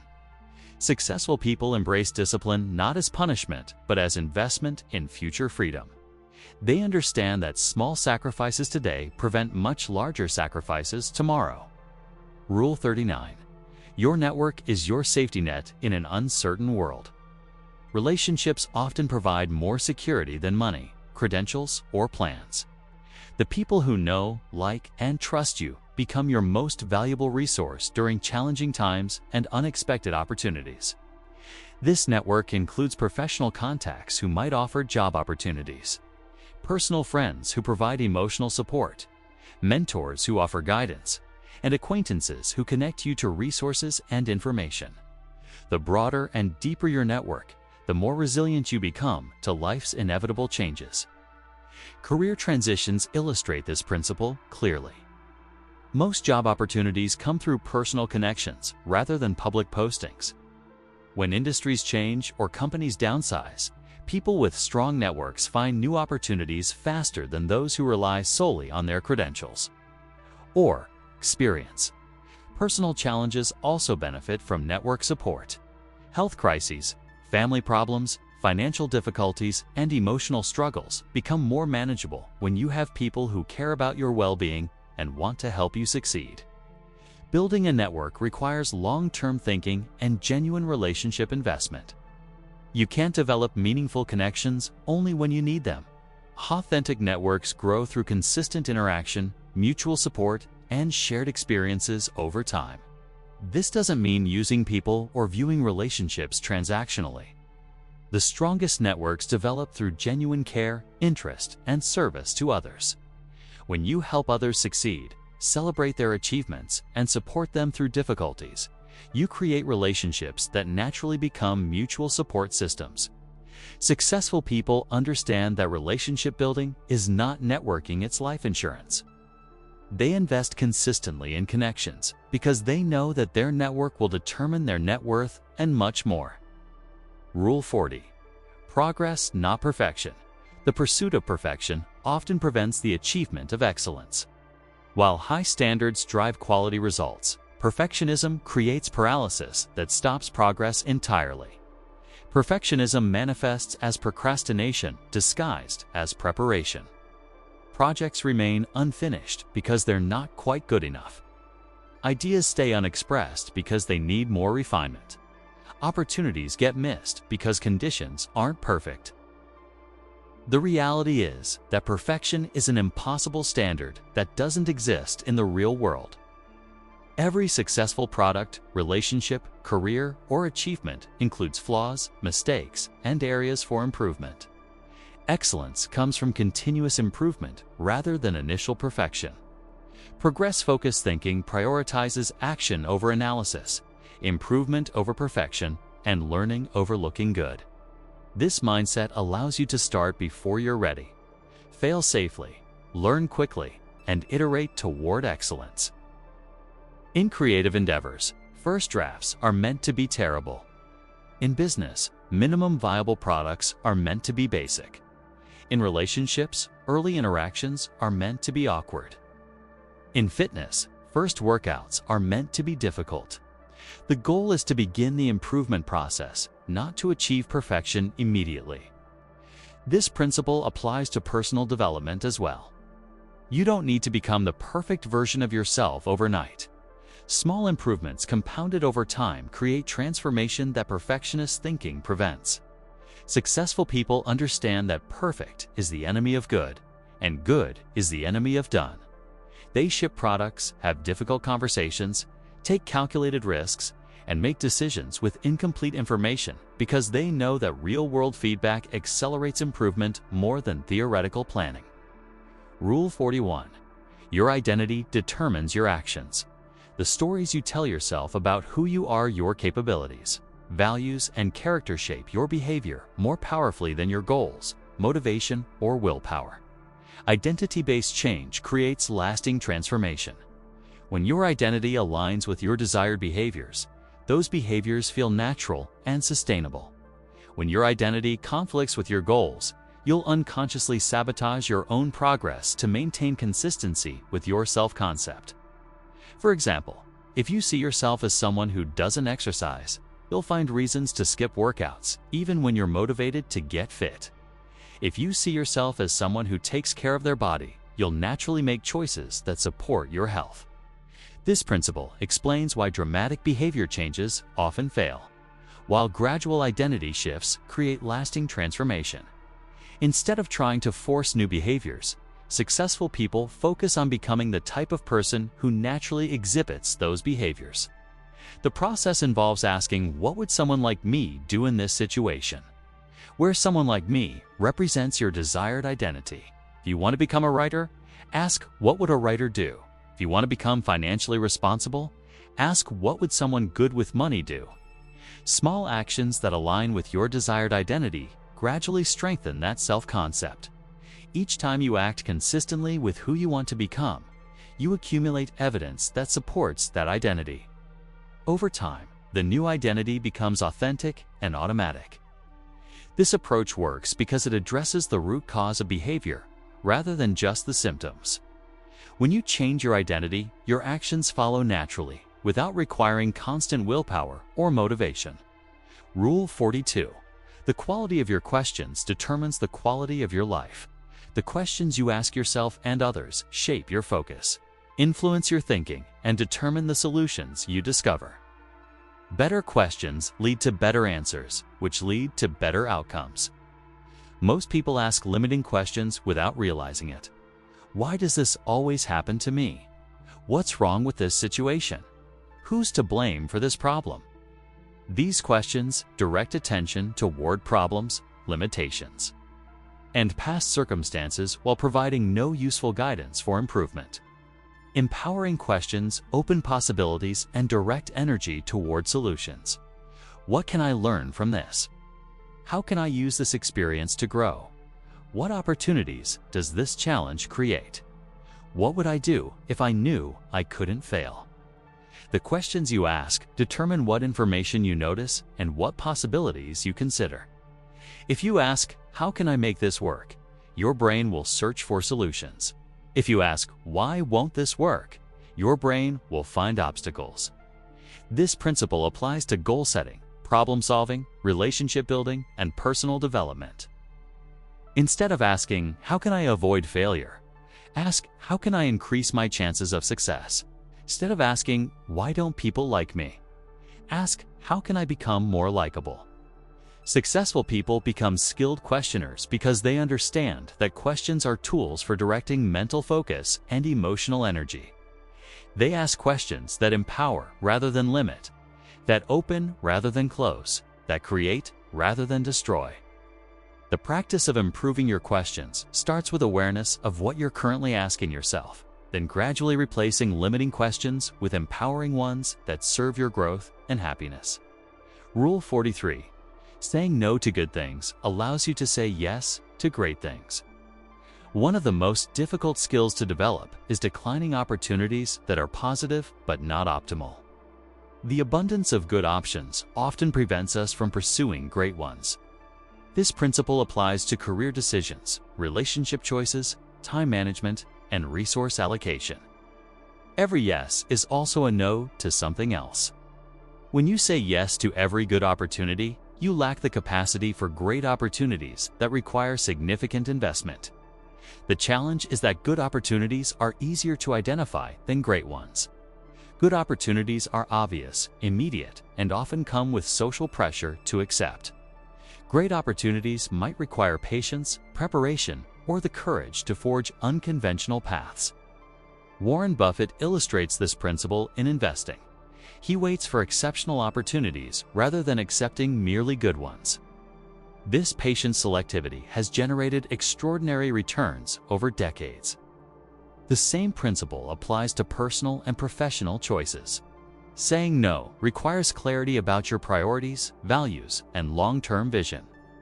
Without these guideposts, every opportunity seems equally attractive, leading to overcommitment and scattered energy that prevents excellence in any area. This doesn't mean becoming overly selective or waiting for perfect opportunities. It means developing the judgment to distinguish between good and great options, then having the discipline to decline good ones when they would prevent pursuit of great ones. Successful people understand that their scarcest resource is not money or time, but attention and energy. They protect these resources by being selective about their commitments, understanding that focus multiplies effectiveness while diffusion diminishes it. Rule 44. Your body language speaks louder than your words' nonverbal communication posture. Facial expressions, eye contact, gestures, and vocal tone conveys more information about your thoughts and feelings than your verbal message. People trust what they see more than what they hear. Research suggests that communication is roughly 55% body language, 38% vocal tone, and only 7% actual words. This means that how you say something and how your body expresses it matters more than the specific words you choose. Body language operates largely outside conscious awareness for both the sender and receiver. You might not realize you're displaying nervousness, boredom, or deception, but others pick up these signals intuitively. Similarly, you form impressions about others based on their nonverbal cues without consciously analyzing their behavior. This principle has profound implications for professional success, relationship building, and personal influence. Confident body language, my posture, steady eye contact, firm handshake. Open gestures creates positive impressions and influences how others respond to you. The fascinating aspect of body language is that it works bidirectionally. Not only does your internal state influence your physical expression, but your physical expression also influences your internal state. Standing confidently can actually make you feel more confident. Smiling can improve your mood. Open postures can reduce stress hormones. Successful people develop awareness of their nonverbal communication and use it strategically. They practice confident body language until it becomes natural. They pay attention to others' nonverbal cues to better understand thoughts and feelings that aren't verbally expressed. This skill becomes particularly important during high-stakes interactions where first impressions matter and trust must be established quickly. Rule 45. Gratitude turns what you have into enough. In a culture that constantly promotes more money, more success, more possessions, more experiences, gratitude provides a counterbalance that creates contentment and perspective. Gratitude isn't about settling for less or abandoning ambition. It's about appreciating your current circumstances while working toward future goals. This appreciation provides emotional stability that doesn't depend on external achievements or acquisitions. The practice of gratitude literally rewires your brain to notice positive aspects of your life that you might otherwise take for granted. Regular gratitude practice increases happiness, reduces depression, improves relationships, and enhances overall life satisfaction. Gratitude also provides resilience during difficult times. You can identify things to appreciate even in challenging circumstances. You maintain emotional equilibrium that prevents temporary setbacks from becoming permanent despair. This principle extends beyond personal well-being to relationship building and social connection. Expressing genuine appreciation strengthens bonds with others and creates positive feedback loops that benefit everyone involved. The most effective gratitude practice involves specificity rather than generality. Instead of, "I'm grateful for my family," try, "I'm grateful for the way my partner listened patiently when I was stressed about work today." Specific gratitude creates deeper emotional impact and stronger neural pathways. Successful people understand that gratitude is not a feeling that happens to them, but a practice they choose. They deliberately cultivate appreciation because they know it enhances their enjoyment of success while providing strength during challenges. This mental habit transforms your relationship with both achievement and setback, creating a foundation of contentment that supports, rather than undermines, continued growth. Rule 46. You can't change people, but you can change how you respond to them. One of the most liberating realizations in life is that you cannot control other people's thoughts, feelings, or behaviors. You can only control your own responses to their actions. Attempting to change others creates frustration, resentment, and relationship conflict. People change only when they want to change, and external pressure typically increases resistance rather than encouraging transformation. This doesn't mean accepting mistreatment or failing to communicate your needs and boundaries. It means recognizing the difference between expressing yourself authentically and expecting others to change in response to your preferences. The power lies in changing your responses to create different dynamics. When you stop reacting emotionally to someone's behavior, they often change their behavior naturally. When you set clear boundaries and enforce them consistently, people learn to respect those limits. This principle applies to family relationships, romantic partnerships, friendships, and professional interactions. Instead of trying to make your teenager more responsible, you focus on natural consequences for irresponsible behavior. Instead of trying to make your partner more affectionate, you focus on expressing appreciation when they show affection. Response flexibility becomes a crucial life skill. The ability to choose your response rather than reacting automatically gives you influence over relationship dynamics and personal emotional experience. This mindset shift reduces stress, improves relationships, and increases your sense of personal power. When you stop trying to control what you cannot control, you increase your effectiveness in areas where you actually have influence. Rule 47. Your comfort zone has an expiration date. What feels safe and familiar today may become obsolete tomorrow. Technology, markets, relationships, and life circumstances change constantly, making adaptability more valuable than stability. Many people build their lives around maintaining current comfort zones, staying in familiar jobs, avoiding new challenges, resisting change. This strategy provides short-term security but creates long-term vulnerability when external forces demand adaptation. Industries evolve, skills become obsolete, relationships change, and personal circumstances shift. The comfort zone that serves you today might trap you tomorrow if you haven't developed the flexibility to grow beyond it.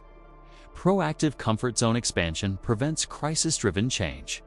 When you voluntarily challenge yourself with new experiences, skills, and responsibilities, you build adaptability that serves you when involuntary changes occur.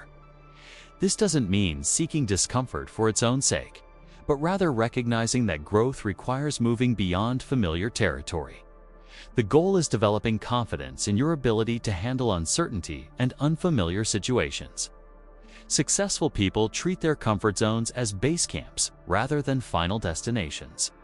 They use periods of stability to prepare for the next challenge, understanding that continuous growth is the only real security in a changing world.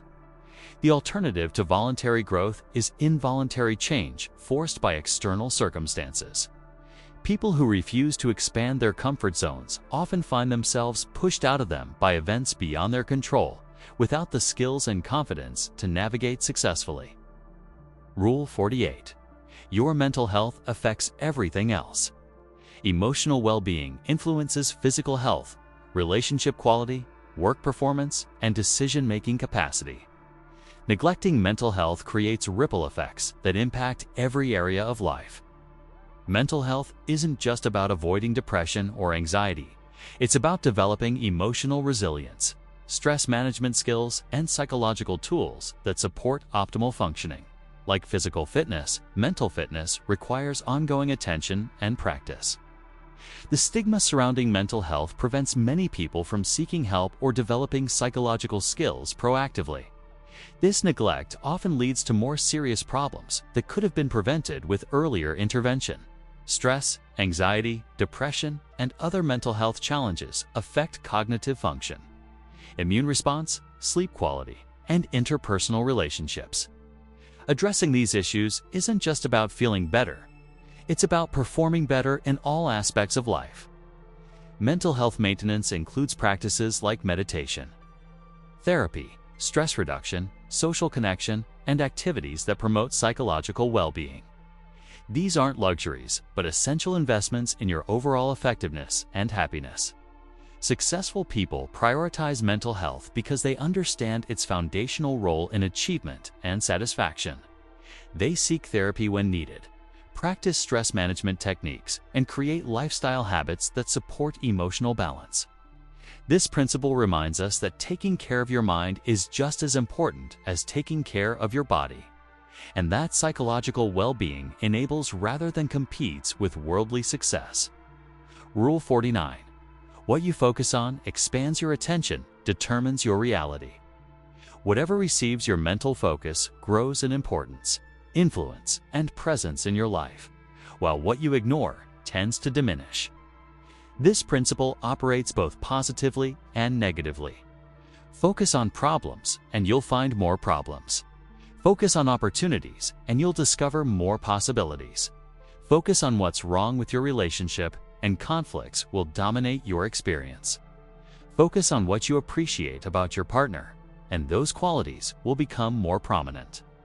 The human brain has a filtering system called the reticular activating system that helps you notice information relevant to your current focus. When you buy a red car, you suddenly see red cars everywhere. When you focus on success stories, you notice more examples of people achieving their goals. This neurological reality means that your focus becomes a self-fulfilling prophecy. What you consistently think about shapes what you see, which influences what you believe, which determines what actions you take, which creates your results. Understanding this principle empowers you to direct your attention strategically rather than randomly. Instead of passively consuming whatever captures your attention, you can actively choose what deserves your mental energy. Successful people become skilled attention managers. They focus on solutions rather than problems, opportunities rather than obstacles, possibilities rather than limitations. This doesn't mean ignoring challenges, but rather directing primary focus toward what they can influence and improve. The practice involves catching yourself when your focus drifts toward unproductive thoughts and deliberately redirecting attention toward more empowering perspectives. Rule 50. Your relationships are mirrors. The people in your life reflect aspects of your personality, values, and emotional patterns. Understanding this reflection provides insight into yourself and guidance for personal growth. The qualities that attract you to others often represent traits you possess or aspire to develop. The behaviors that annoy you in others frequently mirror aspects of yourself that you haven't acknowledged or accepted. The dynamics you create in relationships reveal your own emotional patterns and communication styles. This principle doesn't mean that relationship problems are always your fault, but rather that your relationships provide valuable information about your own psychological landscape. Patterns that repeat across multiple relationships particularly deserve attention. If you consistently attract partners who are emotionally unavailable, examining your own relationship with emotional intimacy might reveal important insights. If you frequently experience conflict with authority figures, exploring your own relationship with power and control could be illuminating. This mirror effect operates in professional relationships as well. The colleagues you admire, the bosses you respect, the teams you enjoy working with all provide clues about the work environment and professional identity that align with your values and strengths. Using relationships as mirrors requires honest self-reflection and the willingness to see uncomfortable truths about yourself. However, this awareness creates opportunities for growth that can transform both your self-understanding and your future relationships. The goal isn't perfect self-awareness, but increased consciousness about your patterns, triggers, and tendencies, so you can make more intentional choices in how you relate to others. Rule 51. Money amplifies who you already are. Wealth doesn't create character, it reveals and magnifies existing personality traits and values. Money provides freedom to express your true nature without external constraints. Generous people become more generous when they have resources to share. Selfish people become more self-centered when they can afford to indulge their desires. Responsible people become better stewards of resources. Irresponsible people create bigger problems with more money to mismanage. This principle explains why lottery winners often return to their original financial situation within a few years. External wealth without internal development rarely creates lasting change. The habits, mindset, and character that created the original financial situation tend to recreate themselves regardless of temporary windfalls. Understanding this relationship between money and character empowers you to focus on becoming the type of person who can handle wealth responsibly. Developing financial literacy, practicing generosity at your current income level, and building disciplined money habits creates a foundation for managing larger amounts successfully. Money also amplifies your impact on others. With resources comes influence, responsibility, and the ability to affect more lives positively or negatively. The values you develop before wealth determine how you'll use financial power when you acquire it. This principle reminds us that the goal isn't just to make money, but to become worthy of the money we want to make. Character development and wealth building should happen simultaneously, creating alignment between who you are and what you possess. Rule 52. Your energy is your most precious resource.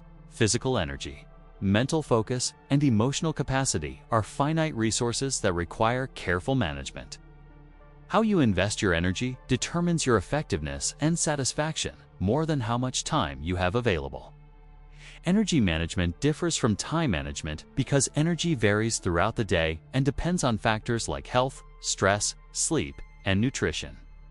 You might have 8 free hours, but low energy, making those hours less productive than 2 high-energy hours. Different activities require different types of energy. Creative work needs mental energy and inspiration. Physical tasks require bodily strength and stamina. Emotional labor demands psychological resources and interpersonal skills. Strategic planning requires clear thinking and focus. Successful people become skilled at matching their energy levels to appropriate activities. They tackle their most important work when their energy is highest. Batch similar activities to maintain flow and protect their energy from unnecessary drains. Energy drains include negative people, pointless meetings, cluttered environments, unresolved conflicts, and activities that don't align with your values or goals. Energy sources include exercise, adequate sleep, meaningful work, positive relationships, and activities that inspire and fulfill you. This principle suggests that saying no to energy-draining activities is just as important as saying yes to energy-giving ones. Creating boundaries around your energy enables sustained high performance and prevents burnout. The goal is building a lifestyle that generates more energy than it consumes, creating a surplus that can be invested in growth, contribution, and activities that matter most to you. Rule 53. Authenticity attracts the right people and repels the wrong ones. Being genuinely yourself creates natural filtering that attracts people who appreciate your true nature while discouraging those who wouldn't be good fits for authentic relationships. Many people present false versions of themselves to gain acceptance, approval, or opportunities.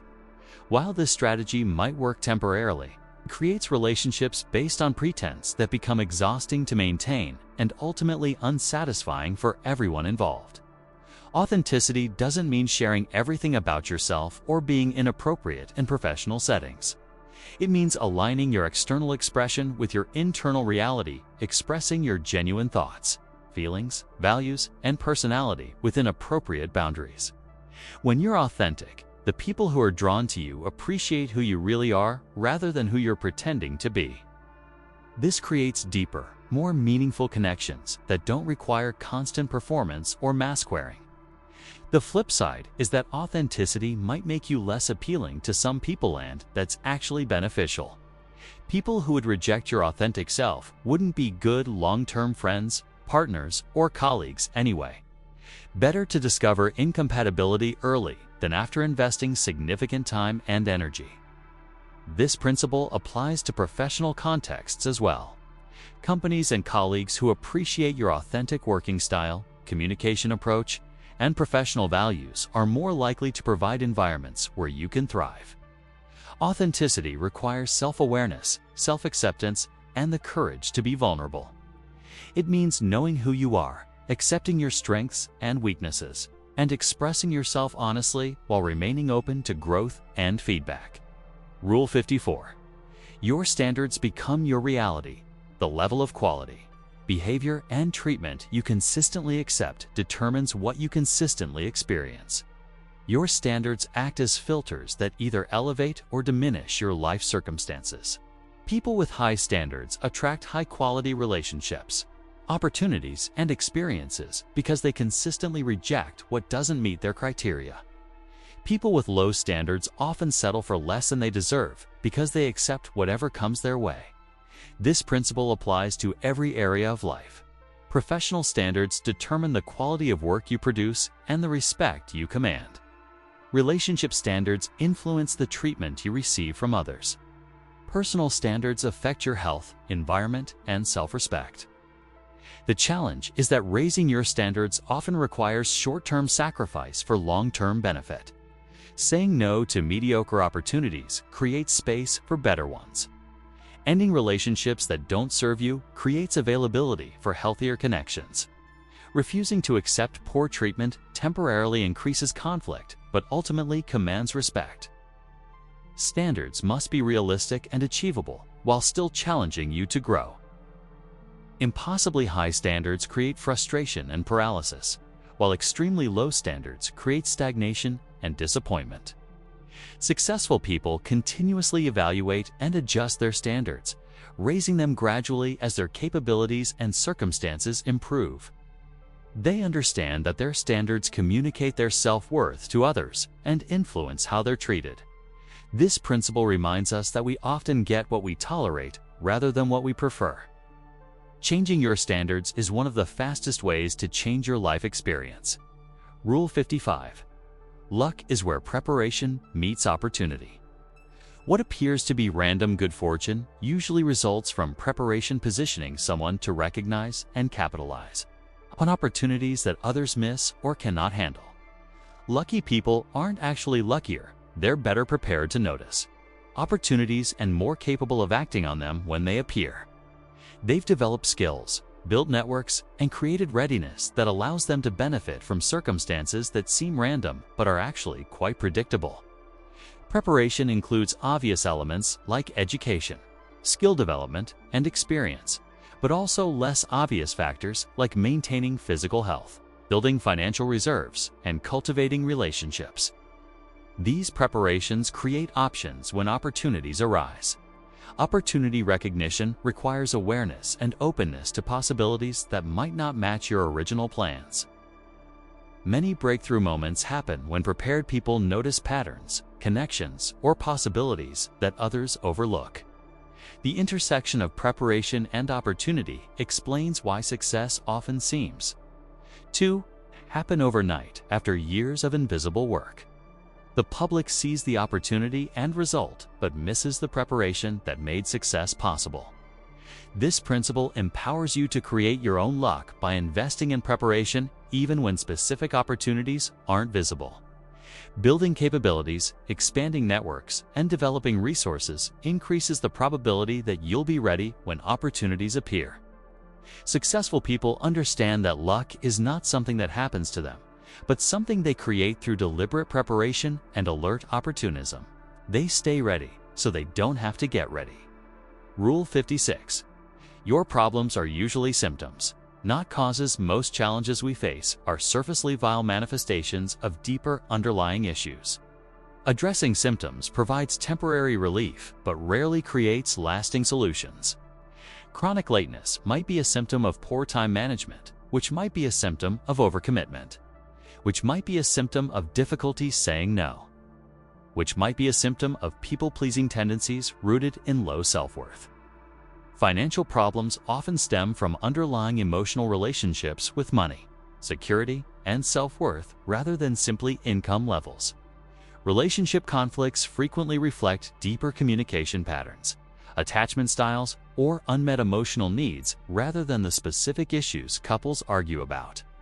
Career dissatisfaction might indicate misalignment between work and values, fear of taking risks, or lack of clarity about personal goals rather than problems with current employment situations. Understanding this distinction between symptoms and causes prevents the frustration of solving the wrong problems repeatedly. When you address root causes, multiple symptoms often resolve simultaneously and permanently. Root cause analysis requires asking why multiple times until you reach fundamental issues. Why are you always tired?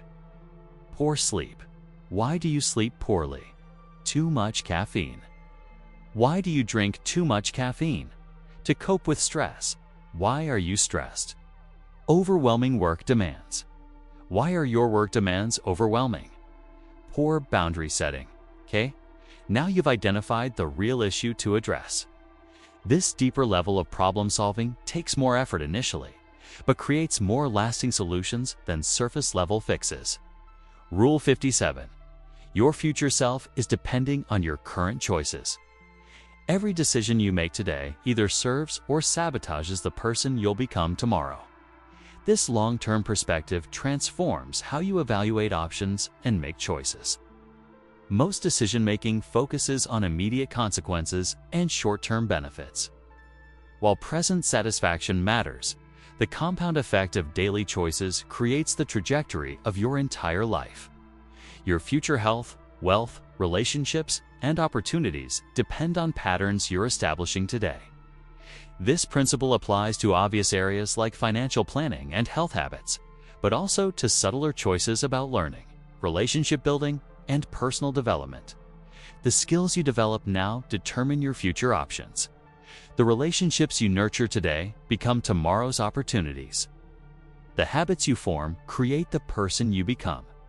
Successful people develop the ability to delay gratification by connecting current sacrifices to future benefits. They visualize their future selves as real people, depending on their current choices rather than abstract concepts. This doesn't mean sacrificing all present enjoyment for future benefit, but rather finding balance between immediate satisfaction and long-term investment. The goal is making choices that your future self will thank you for rather than regret. Time perspective becomes a powerful decision-making tool. Before making significant choices, ask yourself, how will I feel about this decision in 5 years? What would my future self advise me to do? Which option serves my long-term interests better? This mental framework helps you resist short-term temptations that conflict with long-term goals and encourages investments that might not pay off immediately but create lasting value. Rule 58. You're always selling something whether you realize it or not. You're constantly engaged in persuasion, selling your ideas, your value, your perspective, or yourself. Understanding this reality improves your effectiveness in every interaction. In job interviews, you're selling your competence and fit for the role. In relationships, you're selling yourself as a desirable partner. In meetings, you're selling your ideas and recommendations. In social situations, you're selling your personality and likability. This doesn't mean being manipulative or inauthentic. Ethical selling is about clearly communicating genuine value and helping others understand how your ideas, services, or presence can benefit them. The best sellers focus on understanding their audience's needs, concerns, and desires, then presenting their offering in terms of those interests. They listen more than they talk, ask questions to understand perspectives, and frame their communication around benefits rather than features. This principle transforms how you approach communication. Instead of just sharing information, you consider how to present it in ways that resonate with your audience.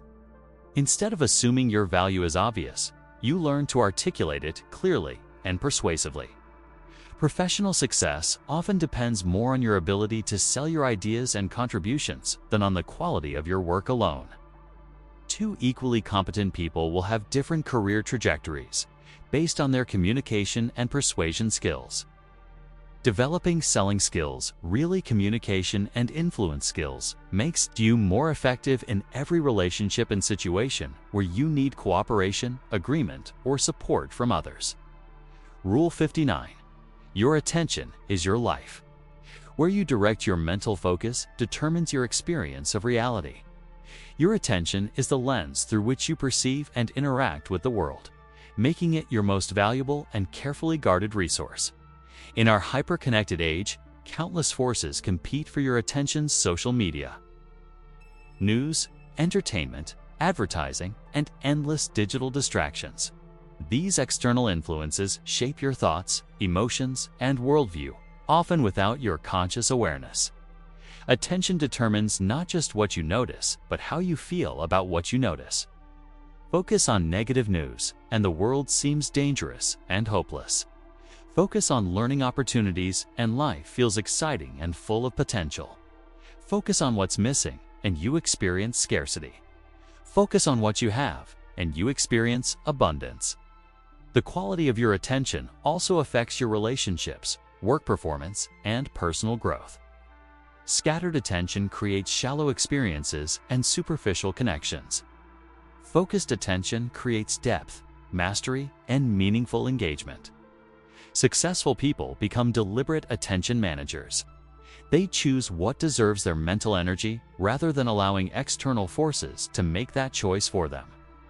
They create boundaries around their attention and protect it from unnecessary intrusion. This might mean limiting news consumption, curating social media feeds, choosing entertainment that inspires rather than depresses, and creating environments that support rather than fragment concentration. The goal is conscious attention direction rather than passive attention consumption. Your life follows your attention, so choose carefully where you direct this precious resource. Rule 60.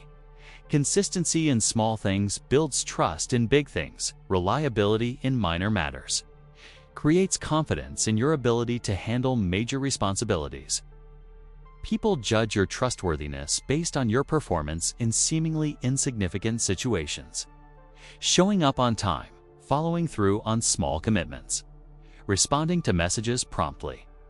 Keeping your workspace organized, these mundane actions build a reputation for dependability that opens doors to larger opportunities. Conversely, being careless with small responsibilities creates doubt about your capability to handle important ones. If you're consistently late to meetings, people won't trust you with critical deadlines. You break small promises, they won't believe your major commitments. This principle operates in personal relationships as well. Remembering important dates, keeping small promises, and being reliable in daily interactions builds trust that strengthens the entire relationship foundation.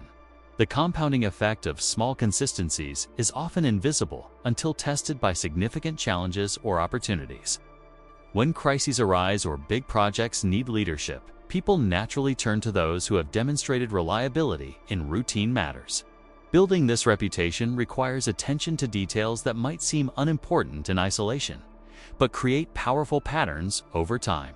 Excellence in small things develops habits and character that naturally extend to larger challenges. Successful people understand that their integrity and reputation are built through countless small actions rather than occasional grand gestures. They treat minor commitments with the same seriousness as major ones, because they know others are always watching and evaluating their reliability.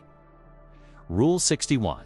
Your values guide better decisions than your emotions. Provide valuable information about your immediate experience, but values provide reliable guidance for making decisions that serve your long-term interests and authentic self. Emotions fluctuate based on circumstances, stress levels, sleep quality, and countless other factors. What feels right when you're angry, excited, or depressed might not align with who you want to be or what you ultimately want to achieve. Values represent your deepest beliefs about what matters most: integrity, family, creativity, justice, freedom, security, or contribution. These core principles remain relatively stable regardless of temporary emotional states. When facing difficult decisions, successful people ask themselves, which option best aligns with my values, rather than which option feels best right now. This approach creates consistency between their choices and their character. Values-based decision-making becomes particularly important during challenging times when emotions run high. Stress, fear, and anger can cloud judgment and lead to choices that provide immediate relief but long-term regret. This doesn't mean ignoring emotions entirely. They often signal when situations conflict with your values.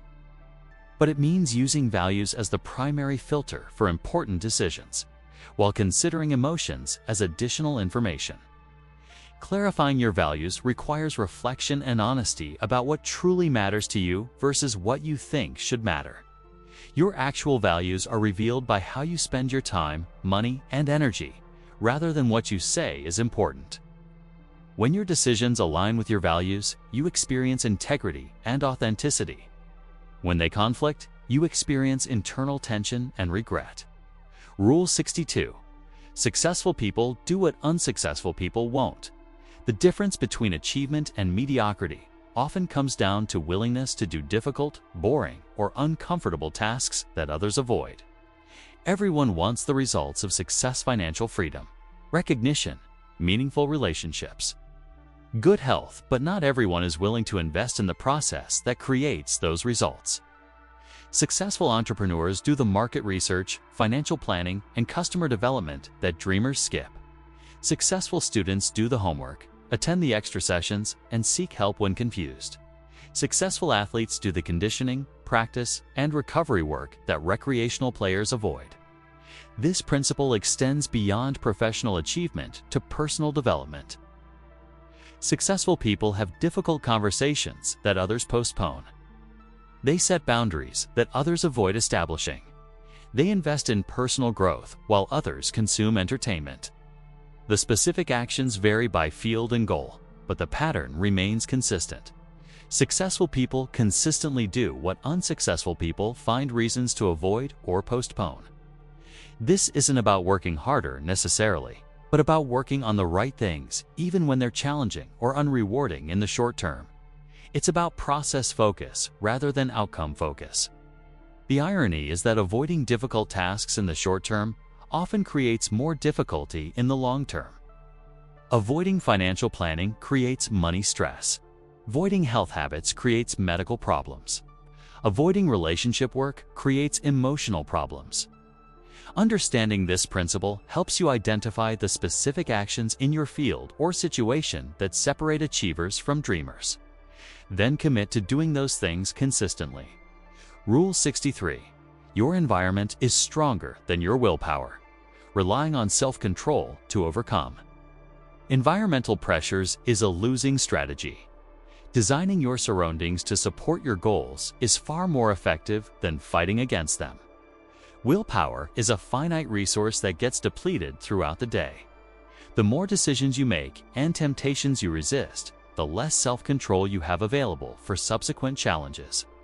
Environmental design removes the need for constant willpower by making good choices easier and bad choices harder. Keep healthy food visible and junk food hidden.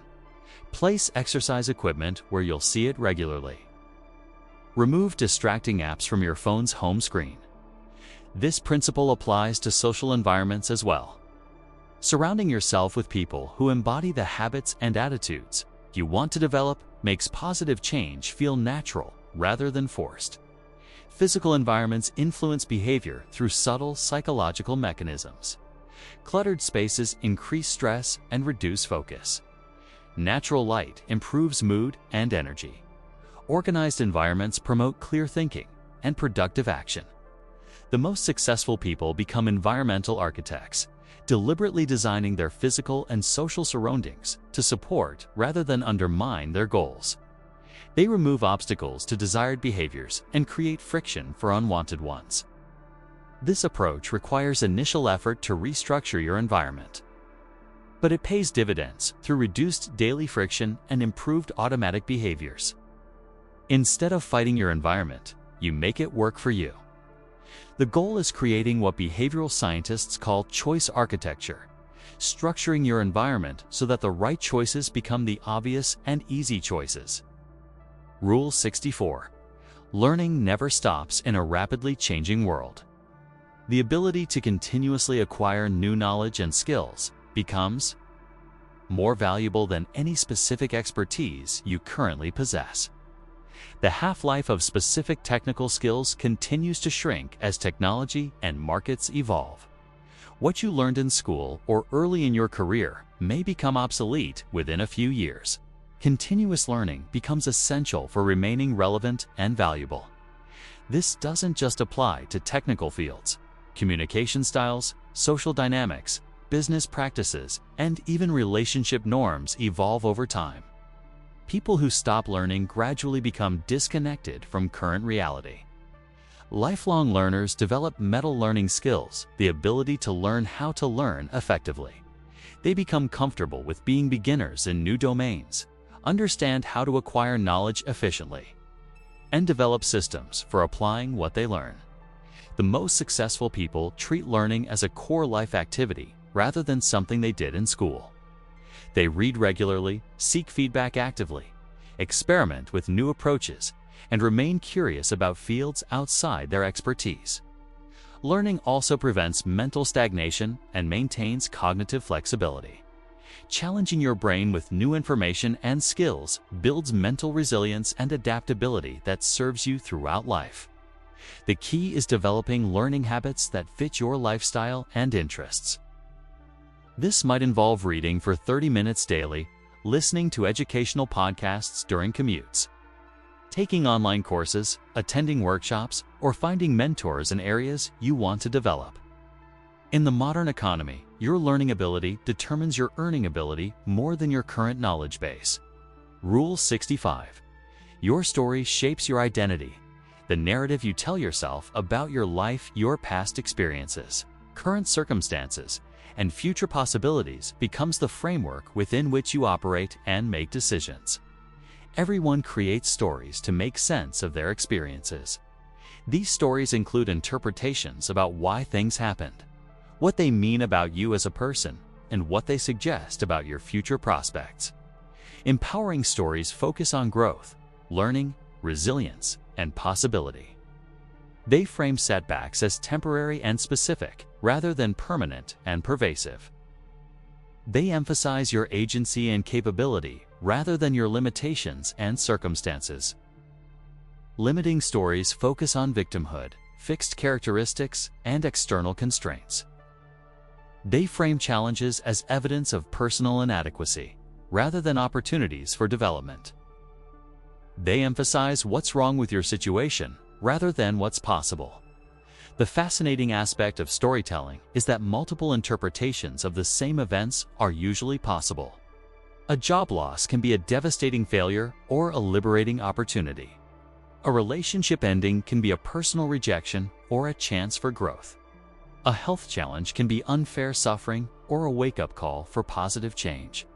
Successful people become skilled story editors. They consciously choose interpretations that empower rather than limit them while remaining honest about reality. They focus on lessons learned, growth achieved, and possibilities created rather than dwelling on disappointments and limitations. This doesn't mean denying difficult emotions or pretending everything is positive, but rather framing experiences in ways that support your continued development and happiness. Rule 66. Feedback is a gift, even when it hurts. Information about your performance, behavior, or impact on others provides invaluable guidance for improvement that you cannot generate yourself. Most people avoid feedback because it can be uncomfortable, threatening to self-image, or emotionally challenging. However, this avoidance prevents the learning and growth that feedback enables. The most successful people actively seek feedback from multiple sources: supervisors, peers, customers, friends, and family members. They understand that their self-perception is often different from others' perceptions, and both perspectives are valuable. Effective feedback reception requires emotional regulation and growth mindset. Instead of becoming defensive or dismissive, skilled feedback recipients listen carefully, ask clarifying questions, and look for kernels of truth even in poorly delivered criticism. Not all feedback is equally valuable or accurate, but all feedback provides information about how others experience your behavior. Even unfair or misguided criticism can reveal perceptual gaps that are worth addressing. The key is separating the information from the delivery method. Someone might give you valuable insights about your communication style, even if they express it rudely or inappropriately. Creating feedback-rich environments accelerates personal and professional development. This means asking specific questions about your performance, creating safe spaces for honest communication, and responding to feedback with gratitude rather than defensiveness. Regular feedback prevents small issues from becoming major problems and helps you continuously calibrate your self-awareness with external reality. The discomfort of receiving feedback is temporary, but the growth it enables can last a lifetime. Rule 67. Your peace of mind is worth more than being right. The need to be right in every argument or prove your point in every disagreement often costs more in relationships and emotional energy than the victory is worth. Being right might satisfy your ego temporarily, but it rarely changes others' minds or improves your circumstances. In fact, insisting on being right often damages relationships and creates unnecessary conflict that could have been avoided. This doesn't mean abandoning your principles or accepting mistreatment. It means choosing your battles wisely and recognizing when the cost of being right exceeds the benefit. Sometimes being right is less important than being kind.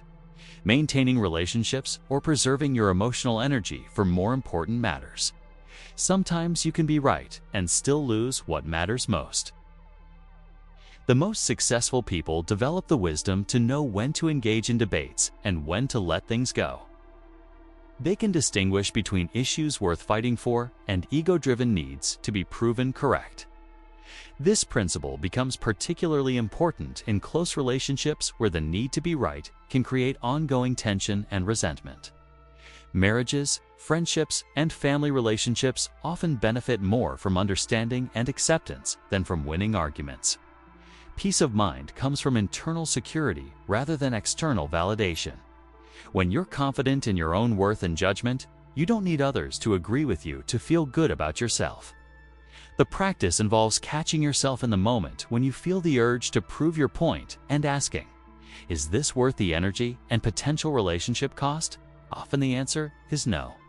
Rule 68. Action cures fear. Inaction fuels it. Fear grows in the imagination but shrinks in the face of actual experience. The antidote to overwhelming anxiety is taking small steps forward rather than trying to think your way out of fear.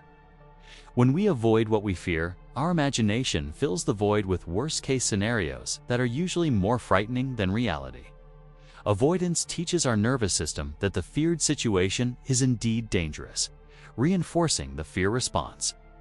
Action, even imperfect action, provides real information about actual challenges rather than imagined ones. It builds confidence through evidence rather than theory. Each successful navigation of a feared situation reduces the power of that fear. This principle applies to social fears, professional challenges, health concerns, and personal growth opportunities. The public speaking you've been avoiding is probably less terrifying than your imagination suggests. The difficult conversation you've been postponing likely won't be as devastating as you fear. The key is starting with manageable actions rather than jumping into the deep end.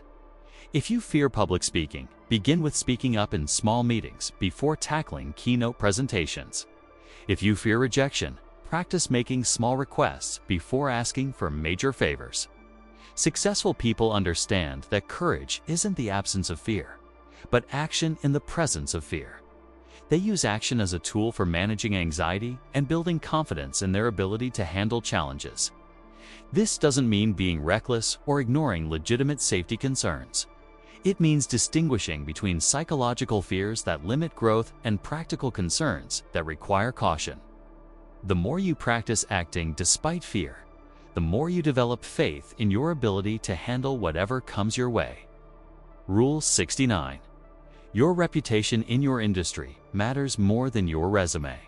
Long-term career success depends more on what people say about your work, character, and professionalism than on your formal credentials or job titles. Industries are smaller than they appear. People move between companies, share information at conferences, and maintain networks that span organizational boundaries. Your reputation in professional circles often determines which opportunities come your way. A strong reputation opens doors that credentials alone cannot. People prefer working with individuals they know, trust, and respect. When hiring managers have multiple qualified candidates, they often choose based on recommendations and reputation rather than resume comparison. Reputation building requires consistent excellence over time. It's not about occasional brilliant performance, but about reliable professionalism, ethical behavior, and valuable contributions across multiple situations and relationships. This includes how you treat colleagues, how you handle mistakes, how you respond to pressure, and how you interact with people at all levels of organizations. Your reputation includes your work quality, but extends to your character and interpersonal skills. Digital presence increasingly affects professional reputation. Social media posts, online comments, and digital behavior become part of your professional brand, whether you intend it or not. The most successful people invest deliberately in reputation building through networking, professional development, thought leadership, and consistent high-quality work. They understand that reputation is a career asset that appreciates over time. Protecting your reputation means making decisions that consider long-term professional relationships rather than just short-term gains. The industry memory is often longer than you expect. Rule 70. You don't rise to the level of your goals, you fall to the level of your systems. Goals provide direction, but systems determine results. Focusing on building effective processes and habits creates more sustainable success than relying on motivation and willpower to achieve specific outcomes. Goals are important for setting direction and measuring progress, but they don't create the daily behaviors that lead to achievement. Systems, the routines, habits, and processes you follow, consistently determine your actual results. Someone who wants to lose weight might set a goal of losing 30 pounds, but their eating and exercise systems determine whether they achieve that goal. Someone who wants to write a book might set a goal of finishing a manuscript, but their daily writing system determines whether the book gets completed. Systems thinking shifts focus from outcomes to processes. Instead of asking, "What do I want to achieve?" you ask, "What type of person would achieve this goal, and what systems would they have?" This approach provides several advantages. Systems create consistency regardless of motivation levels. They build identity around processes rather than outcomes.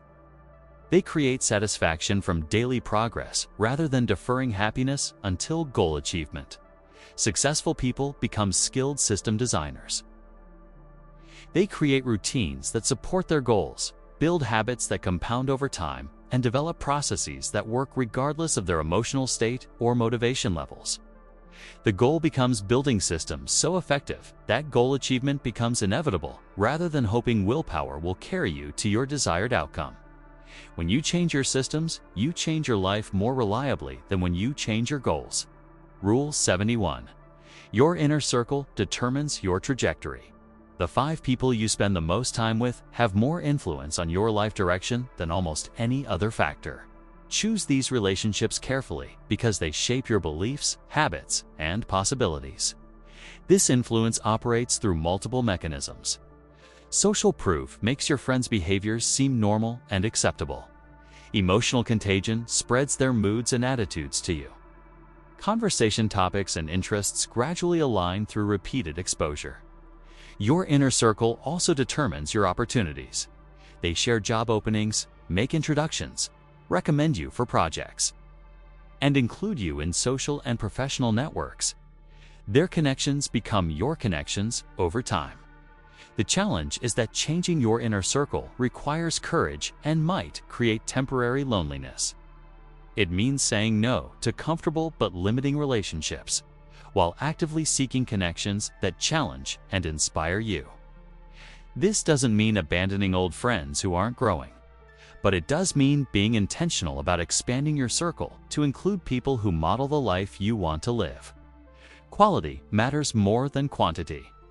A few relationships with people who inspire, challenge, and support you provide more value than many connections with people who drain your energy or reinforce limiting beliefs. Successful people audit their relationships regularly, asking whether their closest connections are helping them become the person they want to be. They invest time in relationships that elevate them while limiting exposure to relationships that diminish them. Your inner circle becomes a reflection and predictor of your future self. Choose people who represent who you want to become rather than who you've always been. Rule 72. Perfectionism is procrastination in disguise. The pursuit of perfection often masks fear of judgment, failure, or inadequacy. While high standards drive excellence, perfectionism creates paralysis that prevents completion and progress. Perfectionism manifests as endless revision, constant second-guessing, and inability to finish projects. Perfectionists often have brilliant ideas and impressive skills, but struggle to bring anything to completion because nothing ever feels good enough. The underlying fear is that imperfect work reflects poorly on your competence or worth. This fear creates a paradox. The desire to do excellent work prevents you from doing any work at all. Excellence and perfectionism differ fundamentally. Excellence focuses on continuous improvement and learning from feedback. Perfectionism focuses on avoiding criticism and maintaining an image of competence. Real-world success requires shipping imperfect products, having awkward conversations, making decisions with incomplete information, and learning through experimentation rather than analysis. The most successful people develop comfort with good enough in appropriate situations. They understand that done is often better than perfect, and that feedback on completed work provides more learning than endless internal revision. This doesn't mean lowering standards or accepting mediocrity. It means distinguishing between situations that require perfection and those that benefit from rapid iteration and improvement. The antidote to perfectionism is setting artificial deadlines, sharing work before you feel ready, and focusing on progress rather than perfection. Each time you ship something imperfect and survive the experience, you build tolerance for the discomfort that perfectionism tries to avoid. Rule 73. Your health habits compound over decades. Small daily choices about food, exercise, sleep, and stress management create dramatic differences in quality of life over time. Health is the ultimate compound interest investment. A 30-year-old who exercises regularly, eats nutritiously, and manages stress will experience a completely different aging process than someone who neglects these basics. The gap widens every year as healthy habits build vitality, while poor habits accelerate decline. The challenge is that health habits provide delayed benefits while requiring immediate effort. Exercise feels difficult today, but creates energy for decades. Healthy eating requires discipline now, but prevents disease later. Sleep prioritization means saying no to evening activities, but improves every aspect of daytime performance. This principle applies to mental health as well. Stress management, emotional regulation, and psychological well-being practices compound into resilience and life satisfaction over time. Young people often ignore health because they feel invincible and don't see immediate consequences of poor choices. Older people often feel overwhelmed because health problems seem too advanced to address. Both perspectives miss the truth that it's never too early or too late to invest in health. The most successful people treat health as their foundation asset that enables everything else. They prioritize physical and mental well-being, not as luxury, but as necessity for sustained performance and happiness. Start with small, sustainable changes rather than dramatic overhauls that are difficult to maintain. Walk for 15 minutes daily rather than attempting hour-long workouts. Add vegetables to existing meals rather than completely changing your diet. These modest improvements compound into significant health advantages over time. Rule 74. You can have anything you want, but not everything you want. This principle forces difficult prioritization decisions while maintaining optimism about what's possible. Resource limitations: time, energy, money, attention require, choosing among competing desires. The scarcity isn't about capability, but about capacity. You could probably learn multiple languages, build several businesses, maintain dozens of close relationships, and pursue various hobbies.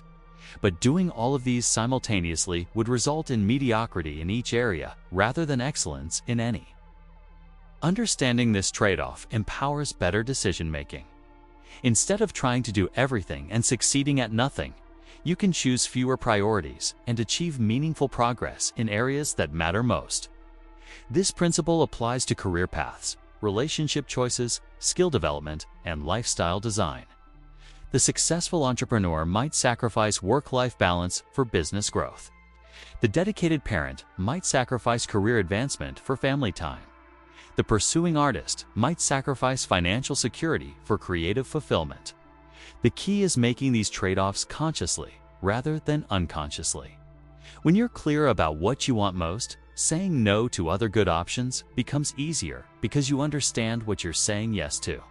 This doesn't mean settling for less than you deserve or abandoning all dreams except one. It means sequencing your goals and focusing your limited resources for maximum impact rather than spreading them thin across too many priorities. Successful people become skilled at prioritization because they understand that focus multiplies effectiveness while distraction diminishes it. They choose their everything carefully so they can actually achieve their anything. Rule 75. Your morning routine sets your daily standards. How you begin each day establishes the tone, energy, and expectations for everything that follows. A thoughtful morning routine becomes a daily investment in your effectiveness and well-being. Most people begin their days reactively checking phones immediately upon waking, rushing through preparations, starting work before mentally preparing. This reactive start creates a scattered, stressed energy that carries through the day. Intentional morning routines provide time for mental preparation, physical activation, and priority setting before external demands intrude. Even 15 minutes of deliberate morning activity can transform your entire day's experience. The specific activities matter less than the consistency and intentionality. Some people prefer meditation and journaling. Others prefer exercise and planning. The key is creating a routine that energizes you and aligns your mental state with your daily goals. Morning routines also provide a sense of control and accomplishment before facing unpredictable daily challenges. Starting with activities you can control creates momentum and confidence for handling situations you cannot control. This investment pays dividends throughout the day in improved focus, better decision-making, increased energy, and enhanced emotional regulation.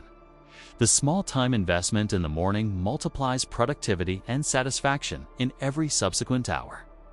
Successful people protect their morning routines because they understand this leverage effect. They wake up early enough to avoid rushing. They minimize decisions through preparation the night before. And they resist the temptation to check messages before completing their routine. Your morning routine becomes a daily renewal ritual that reinforces your identity and priorities. Rule 76. Compound interest applies to more than money. The principle of exponential growth through reinvestment operates in every area of life where consistent inputs build upon previous results to create accelerating returns. Knowledge compounds when you connect new learning to existing understanding, creating insights that wouldn't be possible without the foundation. Skills compound when practice builds upon previous capability, enabling advanced techniques that require foundational competence. Relationships compound when trust and shared experiences deepen connections over time, creating bonds that provide increasing value to both parties. Health habits compound when improved fitness enables more challenging workouts. Better nutrition supports higher energy levels, and stress management builds resilience for future challenges. Reputation compounds when consistent excellent performance builds credibility that opens larger opportunities, which provide platforms for even greater impact and recognition. The key insight is that compound growth requires reinvestment of gains rather than consumption of immediate returns. Learning compounds when you apply new knowledge to generate additional insights. Skill development compounds when you use improved abilities to tackle more challenging projects. This principle explains why patient, long-term thinking creates dramatically better results than seeking immediate returns.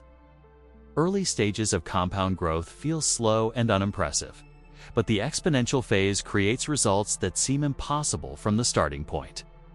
Understanding compound effects changes how you evaluate opportunities and make daily choices. You begin asking not just, "What will this do for me today?" but how will this contribute to accelerating growth over time? Rule 77. Your self-talk determines your self-worth. The internal dialogue you maintain throughout the day shapes your self-perception, confidence, and behavior more powerfully than external feedback or circumstances.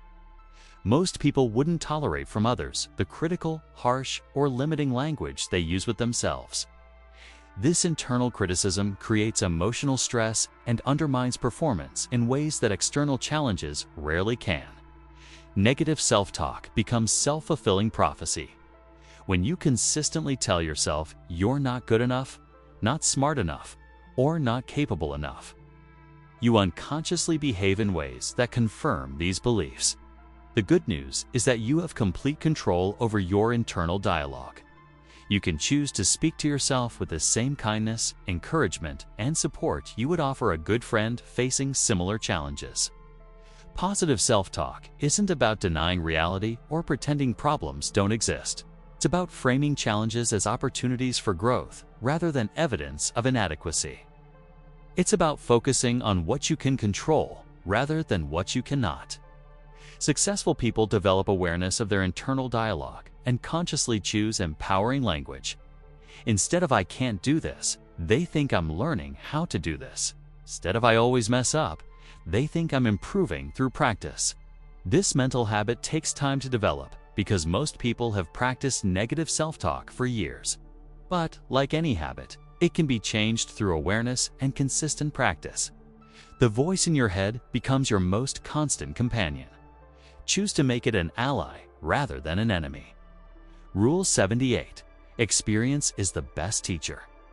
But other people's experience is the cheapest. Learning from your own mistakes provides valuable lessons. But learning from others' mistakes provides similar wisdom without the associated costs and consequences. Direct experience creates deep, memorable learning because it engages emotions and consequences that theoretical knowledge cannot provide. However, many lessons don't require personal experience to be valuable. Books, mentors, case studies, and other stories provide access to decades of collective wisdom that would take lifetimes to accumulate personally. You can learn about business failures without bankrupting yourself, relationship mistakes without destroying your marriage, and health consequences without damaging your body. The most successful people combine personal experience with aggressive learning from others. They read biographies, seek mentorship, study failures and successes in their field, and actively gather wisdom from people who've traveled similar paths. This approach accelerates learning while reducing costly mistakes.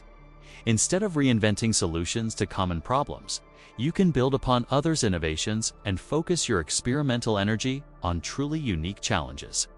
The key is being open to learning, regardless of the source.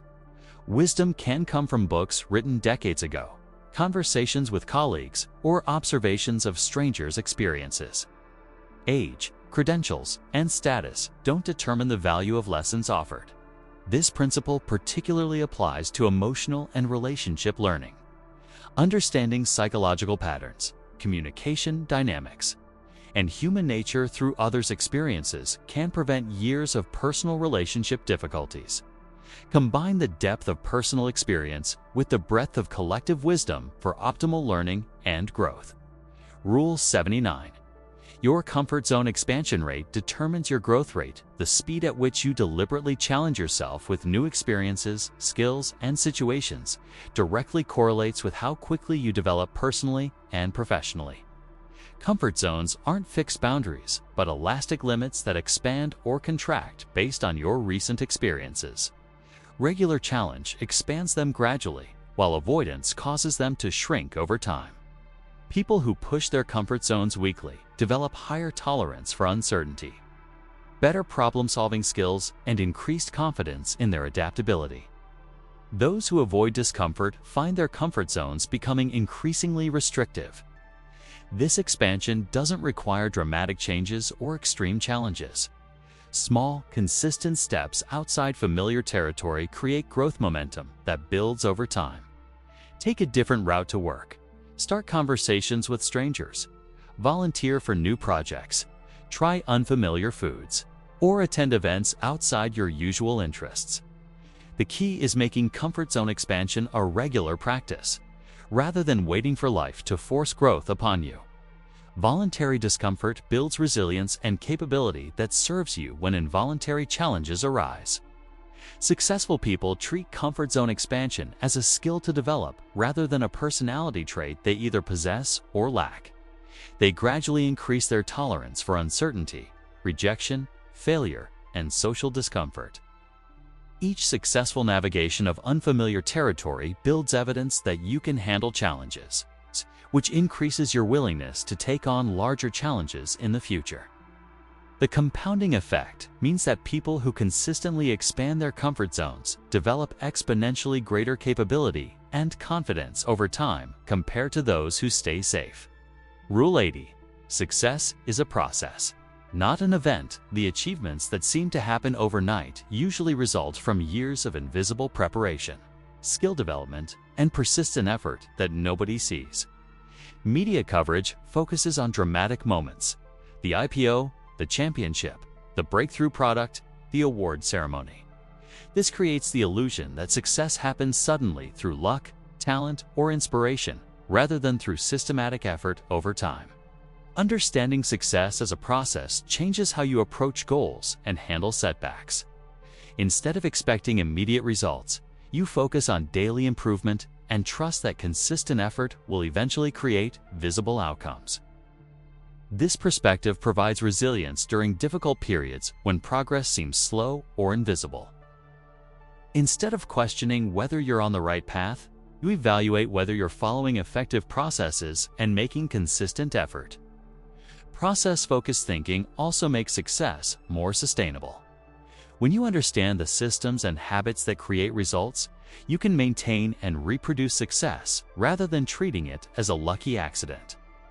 The most successful people fall in love with the process rather than just dreaming about outcomes.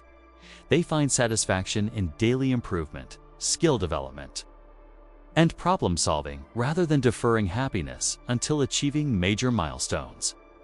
This doesn't mean ignoring results or failing to celebrate achievements. It means recognizing that results flow naturally from effective processes, while trying to achieve results without proper processes leads to frustration and inconsistency. Focus on becoming the type of person who would naturally achieve your goals, rather than just hoping to achieve the goals themselves. Rule 81. Your environment shapes your decisions more than your willpower. The spaces, people, and systems surrounding you influence your choices more powerfully than conscious decision-making or self-control. Behavioral economics research demonstrates that context shapes behavior in ways that people rarely recognize. The layout of a cafeteria influences food choices. The placement of apps on your phone affects usage patterns. The organization of your workspace impacts productivity and focus. This principle explains why relying solely on willpower to change behavior often fails.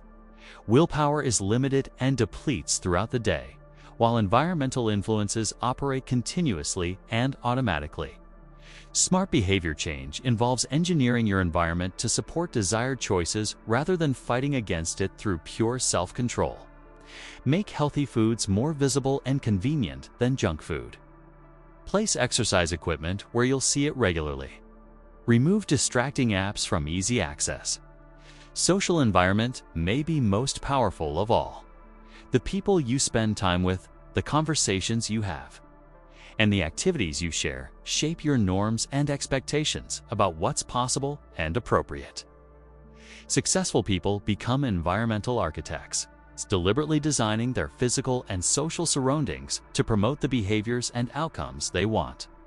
They understand that changing the environment often produces faster results than trying to change themselves. This approach requires upfront effort to restructure your surroundings, but it reduces the daily effort needed to make good choices. Instead of constantly resisting temptation, you remove temptation from your environment.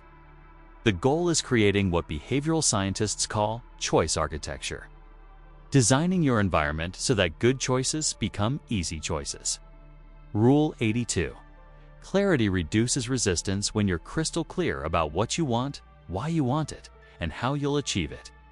Internal and external resistance diminishes significantly. Confusion creates paralysis because unclear goals provide no guidance for action. When you don't know exactly what you're trying to accomplish, every option seems equally valid or invalid, leading to analysis, paralysis, and procrastination. Clarity also reduces emotional resistance because it connects daily actions to meaningful outcomes. When you understand how current efforts serve larger purposes, motivation becomes sustainable rather than dependent on mood or circumstances. Other people resist supporting unclear requests because they can't understand the benefits or their role in helping. Clear communication about goals, timelines, and desired support makes others more willing to assist your efforts. This principle applies to personal goals, business strategies, relationship needs, and communication. The clearer you can articulate what you want, the more likely you are to receive it. Developing clarity requires deep thinking about priorities, values, and desired outcomes. It means asking tough questions about what you really want versus what you think you should want. Successful people invest significant time in gaining clarity because they understand it eliminates wasted effort and increases the probability of achieving what matters most. The process involves writing down specific goals, identifying concrete action steps, understanding your motivations, and regularly reviewing and refining your direction. When you're clear about your destination, the path forward becomes obvious and resistance naturally decreases. Rule 83. Your beliefs create your reality more than your circumstances. What you believe about yourself, others, and the world shapes your perception, decisions, and actions more powerfully than objective circumstances. Two people can experience identical situations and have completely different outcomes based on their interpretations and beliefs about what's possible. One person sees obstacles where another sees opportunities. One person feels defeated by setbacks, while another feels motivated by challenges. Beliefs operate like mental filters that determine what information you notice and how you interpret it. If you believe success is possible for you, you'll notice examples of people achieving similar goals and look for strategies to apply. If you believe success is unlikely, you'll notice examples of failure and focus on obstacles. This doesn't mean that beliefs alone create success without action, but that beliefs determine what actions you're willing to take and how persistently you'll pursue goals despite setbacks. The most empowering beliefs are often not provably true, but rather useful for creating the outcomes you want. Believing that effort leads to improvement, that setbacks are temporary, and that you can develop new capabilities creates behavior patterns that make these beliefs more likely to be accurate. Successful people regularly examine their beliefs and consciously choose those that support their growth and goals. They understand that beliefs are choices rather than facts, and they select beliefs that empower rather than limit them. This involves identifying limiting beliefs that hold you back and replacing them with more empowering alternatives that open possibilities rather than closing them. Your beliefs become your reality through the actions they inspire and the interpretations they create. Rule 84. Patience and persistence win over talent and luck. Long-term success belongs to those who can maintain effort and optimism through difficult periods. When results aren't visible and progress seems impossible. Talent provides advantages in the early stages of skill development, but it becomes less important over time as deliberate practice and accumulated experience create mastery. Many naturally gifted people plateau when their talent stops being sufficient to overcome challenges. Luck creates temporary opportunities, but only prepared and persistent people can capitalize on lucky breaks and turn them into sustainable success. Unprepared people often squander lucky opportunities because they lack the foundation to build upon them. Patience and persistence, while less glamorous than talent and luck, are completely within your control. You can't choose your natural abilities or lucky circumstances, but you can choose how long and consistently you're willing to work toward your goals. This combination becomes particularly powerful during difficult periods when most people quit. Economic downturns, industry changes, personal setbacks, and other challenges eliminate many competitors, creating opportunities for those who persist through difficulty. The most successful people develop what psychologists call grit, the combination of passion and persistence toward long-term goals. They understand that sustained effort over time almost always defeats sporadic brilliance.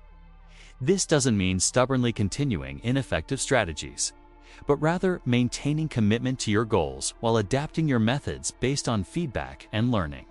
Success often comes to those who are still working when others have given up, not necessarily to those who started with the most advantages. Rule 85. Your network effect multiplies your individual effort.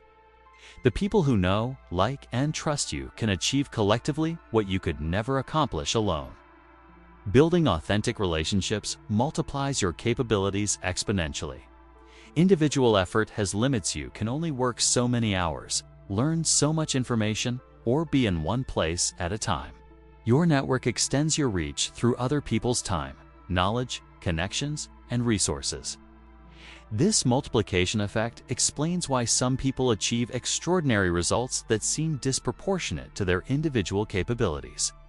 They've learned to orchestrate collective effort through relationships rather than relying solely on personal productivity.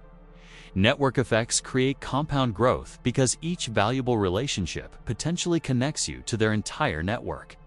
A single introduction can lead to opportunities that transform your career or business. One collaborative project can create multiple additional partnerships. The key is approaching networking as relationship building rather than transaction seeking.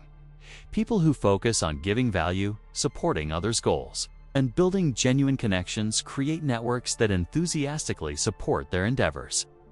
This principle applies beyond professional networking to personal relationships, community involvement, and any situation where collective action produces better results than individual effort. Successful people understand that relationship building is not separate from achievement, but fundamental to it. They invest consistently in connections because they know their network often determines their net worth and much more. The goal isn't using people, but creating mutually beneficial relationships where everyone's success supports everyone else's growth and opportunities. Rule 86. Your standards determine your results.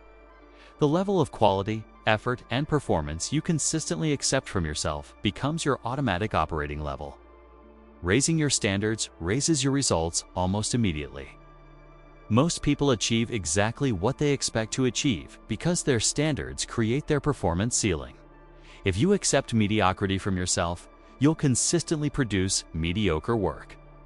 If you demand excellence, you'll find ways to achieve it.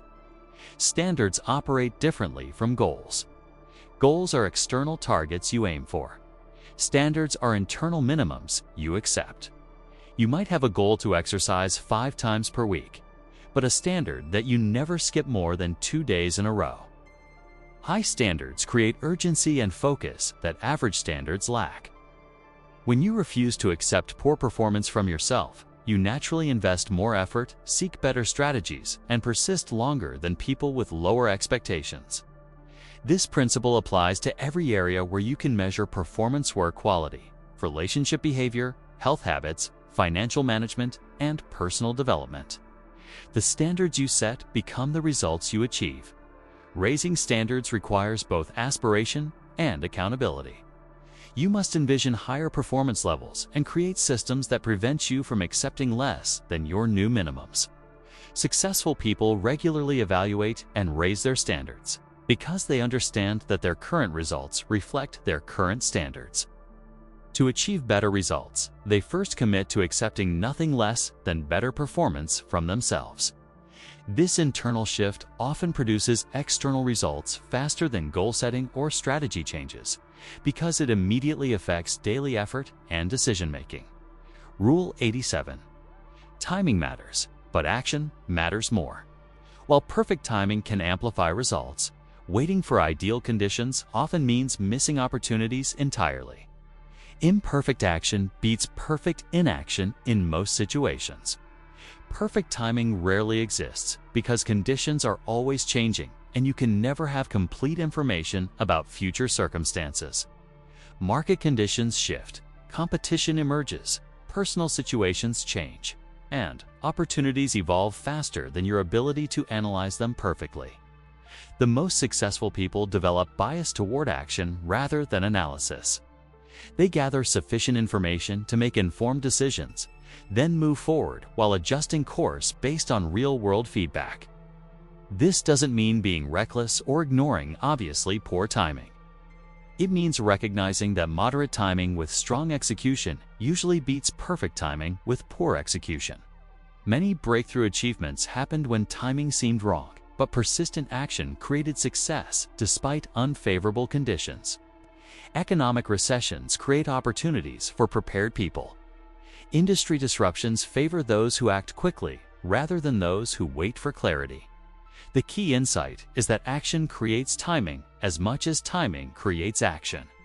When you start before you feel ready, you often discover that conditions improve through your efforts rather than despite them. This principle particularly applies to personal goals where external timing is less relevant than internal readiness. Starting a business, learning a skill, improving health, or building relationships can begin anytime if you're willing to work with current conditions rather than waiting for perfect ones. Focus on what you can control, your preparation, effort, and response to circumstances rather than what you cannot control about timing. Rule 88. Your energy management determines your life quality. How you create, protect, and direct your physical and mental energy affects every aspect of your experience more than time management or productivity techniques. Energy is finite and varies throughout the day based on sleep, nutrition, stress, and activity levels. Unlike time, which passes at a constant rate, energy can be increased through proper care and depleted through poor choices. High energy amplifies everything: your creativity, problem-solving ability, emotional resilience, and interpersonal effectiveness. Low energy diminishes all capabilities. making even simple tasks feel overwhelming. The most successful people become skilled energy managers. They identify what activities and environments increase their energy versus what drains it. They schedule their most important work during peak energy periods and protect their energy from unnecessary depletion. This involves understanding your natural rhythms, managing stress effectively, maintaining physical health, and creating boundaries around energy-draining activities and relationships. Energy management also includes emotional and mental energy, not just physical stamina. Difficult conversations, complex decisions, canned creative work all require different types of energy that can be managed strategically. The goal is creating an energy surplus rather than constantly operating at deficit levels. This surplus provides capacity for handling unexpected challenges and pursuing opportunities that require additional effort. Poor energy management creates a downward spiral where fatigue leads to poor decisions, which create more problems, which increase stress and further deplete energy. Invest in understanding and optimizing your energy patterns because they determine your capacity for everything else you want to achieve. Rule 89. Your future self will thank you for starting today. Every day you delay beginning important changes is another day your future self must live with the consequences of inaction. The best time to start was yesterday. The second best time is now. Time moves in only one direction, and the compound effects of both positive and negative behaviors accumulate whether you're conscious of them or not. Every day you don't exercise is another day of physical decline. Every day you don't save money is another day without investment growth. This principle creates urgency around decisions that are easy to postpone because their consequences aren't immediately visible. Health habits, relationship investments, skill development, and financial planning all benefit dramatically from earlier starts. The magic of compound effects means that starting even slightly earlier can create dramatically different outcomes over time. An extra year of retirement savings in your 20s can be worth more than several years of savings in your 40s. This doesn't mean rushing into major decisions without thought, but rather recognizing that perfect information and ideal circumstances rarely exist. Once you have enough information to make a reasonable decision, additional delay often costs more than imperfect action. Your future self is counting on your current choices to create the life they'll inhabit. Every positive habit you start today, every skill you begin developing, every relationship you invest in becomes a gift to the person you'll become. Successful people develop long-term thinking that connects current actions to future outcomes. They make decisions based not just on immediate consequences, but on how their future selves will evaluate their choices. Start today because your future self will either thank you or regret your decision to wait. Rule 90. Success leaves clues. People who achieve exceptional results in any field typically follow similar principles and patterns. Instead of reinventing strategies from scratch, study what works for others and adapt their approaches to your situation. Every field has established best practices developed through collective trial and error over decades or centuries. Business success follows predictable patterns around value creation, customer focus, and financial management. Relationship success involves similar communication skills and emotional intelligence, regardless of specific personalities. The most successful people become students of success in their chosen fields. They read biographies, study case studies, seek mentorship from achievers, and actively look for patterns that explain exceptional performance. This doesn't mean copying others exactly, but rather understanding underlying principles that can be applied to your unique circumstances. The specific tactics might vary, but fundamental strategies for achievement remain surprisingly consistent across different domains. Success patterns include things like starting before you feel ready, focusing on providing value to others, investing in continuous learning, building strong relationships, and persisting through setbacks. These principles appear in virtually every success story, regardless of industry or background. The key is distinguishing between surface-level tactics and deeper principles. Tactics are specific to circumstances, but principles are transferable across situations. Instead of trying to figure everything out through personal trial and error, leverage the collective wisdom of people who've already achieved what you're trying to accomplish. This approach accelerates learning and reduces costly mistakes, while allowing you to focus your experimental energy on truly unique aspects of your situation. Rule 91. Your mindset determines your outcome more than your method. How you think about challenges, setbacks, and possibilities influences your results more than the specific strategies you employ. Mindset creates the foundation upon which all techniques build. Two people can use identical methods and achieve completely different results based on their beliefs about what's possible, their interpretation of obstacles, and their response to initial failures. Growth mindset's a belief that abilities can be developed through effort and learning creates resilience and persistence that fixed mindset lacks. People with growth mindsets view challenges as opportunities and setbacks as feedback rather than evidence of inadequacy. This psychological foundation determines how you respond when strategies don't work immediately. Growth-minded people adjust their approach and try again. Fixed-minded people often quit and blame external circumstances. Mindset also affects what opportunities you notice and pursue. Optimistic thinkers see possibilities where pessimistic thinkers see obstacles. Solution-focused people find ways forward, while problem-focused people find reasons why things won't work. The most successful people consciously develop empowering mindsets because they understand that psychology drives behavior more than knowledge or technique. They work on their thinking patterns as deliberately as they work on their professional skills. This doesn't mean ignoring reality or pretending problems don't exist. It means choosing interpretations that empower action rather than create helplessness.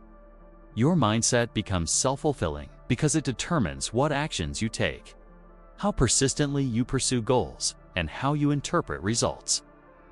Method matters, but mindset determines whether you'll apply methods consistently enough to achieve results. Rule 92. Your habits shape your identity more than your goals. What you do consistently becomes who you are. Daily actions accumulate into character traits and self-perception that guide future behavior more powerfully than aspirational statements. Goals are external targets you aim toward. Habits are internal patterns that define you. You might have a goal to lose weight, but if your daily habits include regular exercise and healthy eating, you begin to see yourself as someone who takes care of their body. This identity shift creates sustainable behavior change because actions that align with your self-concept feel natural and authentic. Actions that conflict with your identity feel forced and temporary. The most effective approach to change focuses on becoming the type of person who would naturally achieve your goals rather than just trying to achieve the goals themselves. Ask, what would a successful person do? Instead of, how can I become successful? Small, consistent actions gradually shift your identity in the desired direction. Each time you act consistently with who you want to become, you accumulate evidence that supports that identity. This works because identity and behavior reinforce each other in a positive feedback loop. Your actions shape your identity, which influences your future actions, which further reinforces your identity. Successful people understand that lasting change happens at the identity level rather than just the outcome level. They focus on building systems and habits that align with their desired identity rather than relying on motivation to pursue goals.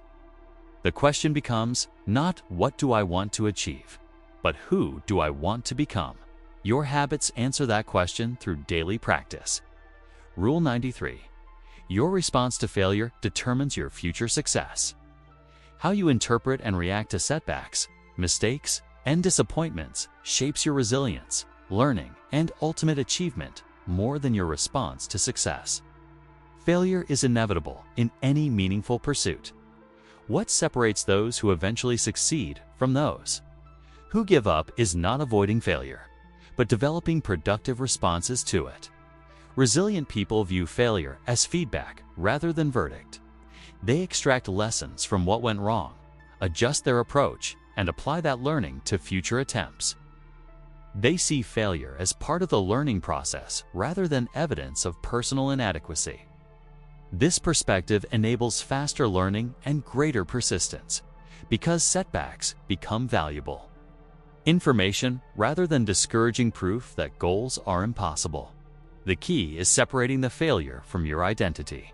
Poor results don't make you a failure. They provide information about what doesn't work. This distinction preserves self-confidence while encouraging improvement. Successful people often have more failures than average people because they attempt more challenging goals and take more risks. Their success comes not from avoiding failure, but from failing forward, learning from each setback and applying that knowledge to subsequent efforts. This requires emotional regulation skills to process disappointment without becoming overwhelmed or giving up. It also requires analytical skills to extract useful lessons rather than just feeling bad about results. The goal isn't to enjoy failure, but to become skilled at recovering from it quickly and learning from it effectively. Your response to failure becomes a predictor of future achievement because it determines whether setbacks stop you or strengthen you. Rule 94. Your presence is your power. In our distracted world, the ability to be fully present in conversations and activities has become a rare and valuable skill that creates influence and connection. Most people are physically present, but mentally elsewhere, thinking about other conversations, planning future activities, or consuming digital content. This partial attention diminishes the quality of every interaction and experience. Full presence involves giving your complete attention to whatever or whoever is in front of you. This focused attention creates deeper connections, better understanding, and more meaningful experiences. When you're truly present with others, they feel heard, valued, and respected in ways that casual attention cannot provide. This creates emotional bonds and influence that multitasking destroys. Presence also improves your own experience by enabling deeper engagement with life rather than skimming across the surface of multiple simultaneous activities. The challenge is that presence requires intentional effort in a culture designed to fragment attention. Notifications, deadlines, and competing priorities constantly pull focus away from current moments. Developing presence skills involves practicing single tasking, minimizing distractions during important interactions, and training your attention to stay with current activities rather than wandering to past or future concerns. Successful people understand that presence multiplies the value of their time and relationships. They choose quality of attention over quantity of activities. This skill becomes particularly powerful in leadership and relationship contexts, where your attention communicates value and creates trust that divided attention cannot achieve. Rule 95. Your courage compounds. Each act of bravery makes the next brave act easier. Courage builds upon itself through practice, creating expanding capacity for facing challenges and pursuing opportunities. Courage isn't the absence of fear, but action despite fear. Every time you act courageously, you build evidence that you can handle uncertainty and discomfort, which increases your willingness to take future risks. This compounding effect explains why some people seem naturally brave, while others appear naturally timid. The difference often isn't inherent personality, but accumulated experience with courage-building actions. Small acts of courage: speaking up in meetings, having difficult conversations. Trying new activities builds the foundation for larger, brave actions like starting businesses, ending bad relationships, or pursuing major career changes. The key is starting with manageable challenges rather than attempting dramatic leaps that might overwhelm your current courage capacity. Each successful navigation of a scary situation expands your comfort zone and builds confidence for bigger challenges. Courage also becomes self-reinforcing, because brave actions often lead to positive outcomes that motivate additional risk-taking. Speaking up leads to recognition, which builds confidence to share more ideas. Taking on new projects leads to skill development, which creates readiness for bigger opportunities. Successful people deliberately practice courage building because they understand that life's biggest opportunities usually require brave action. They start small and gradually increase their tolerance for uncertainty and risk. The goal isn't becoming fearless, but becoming comfortable with fear as a companion rather than a master.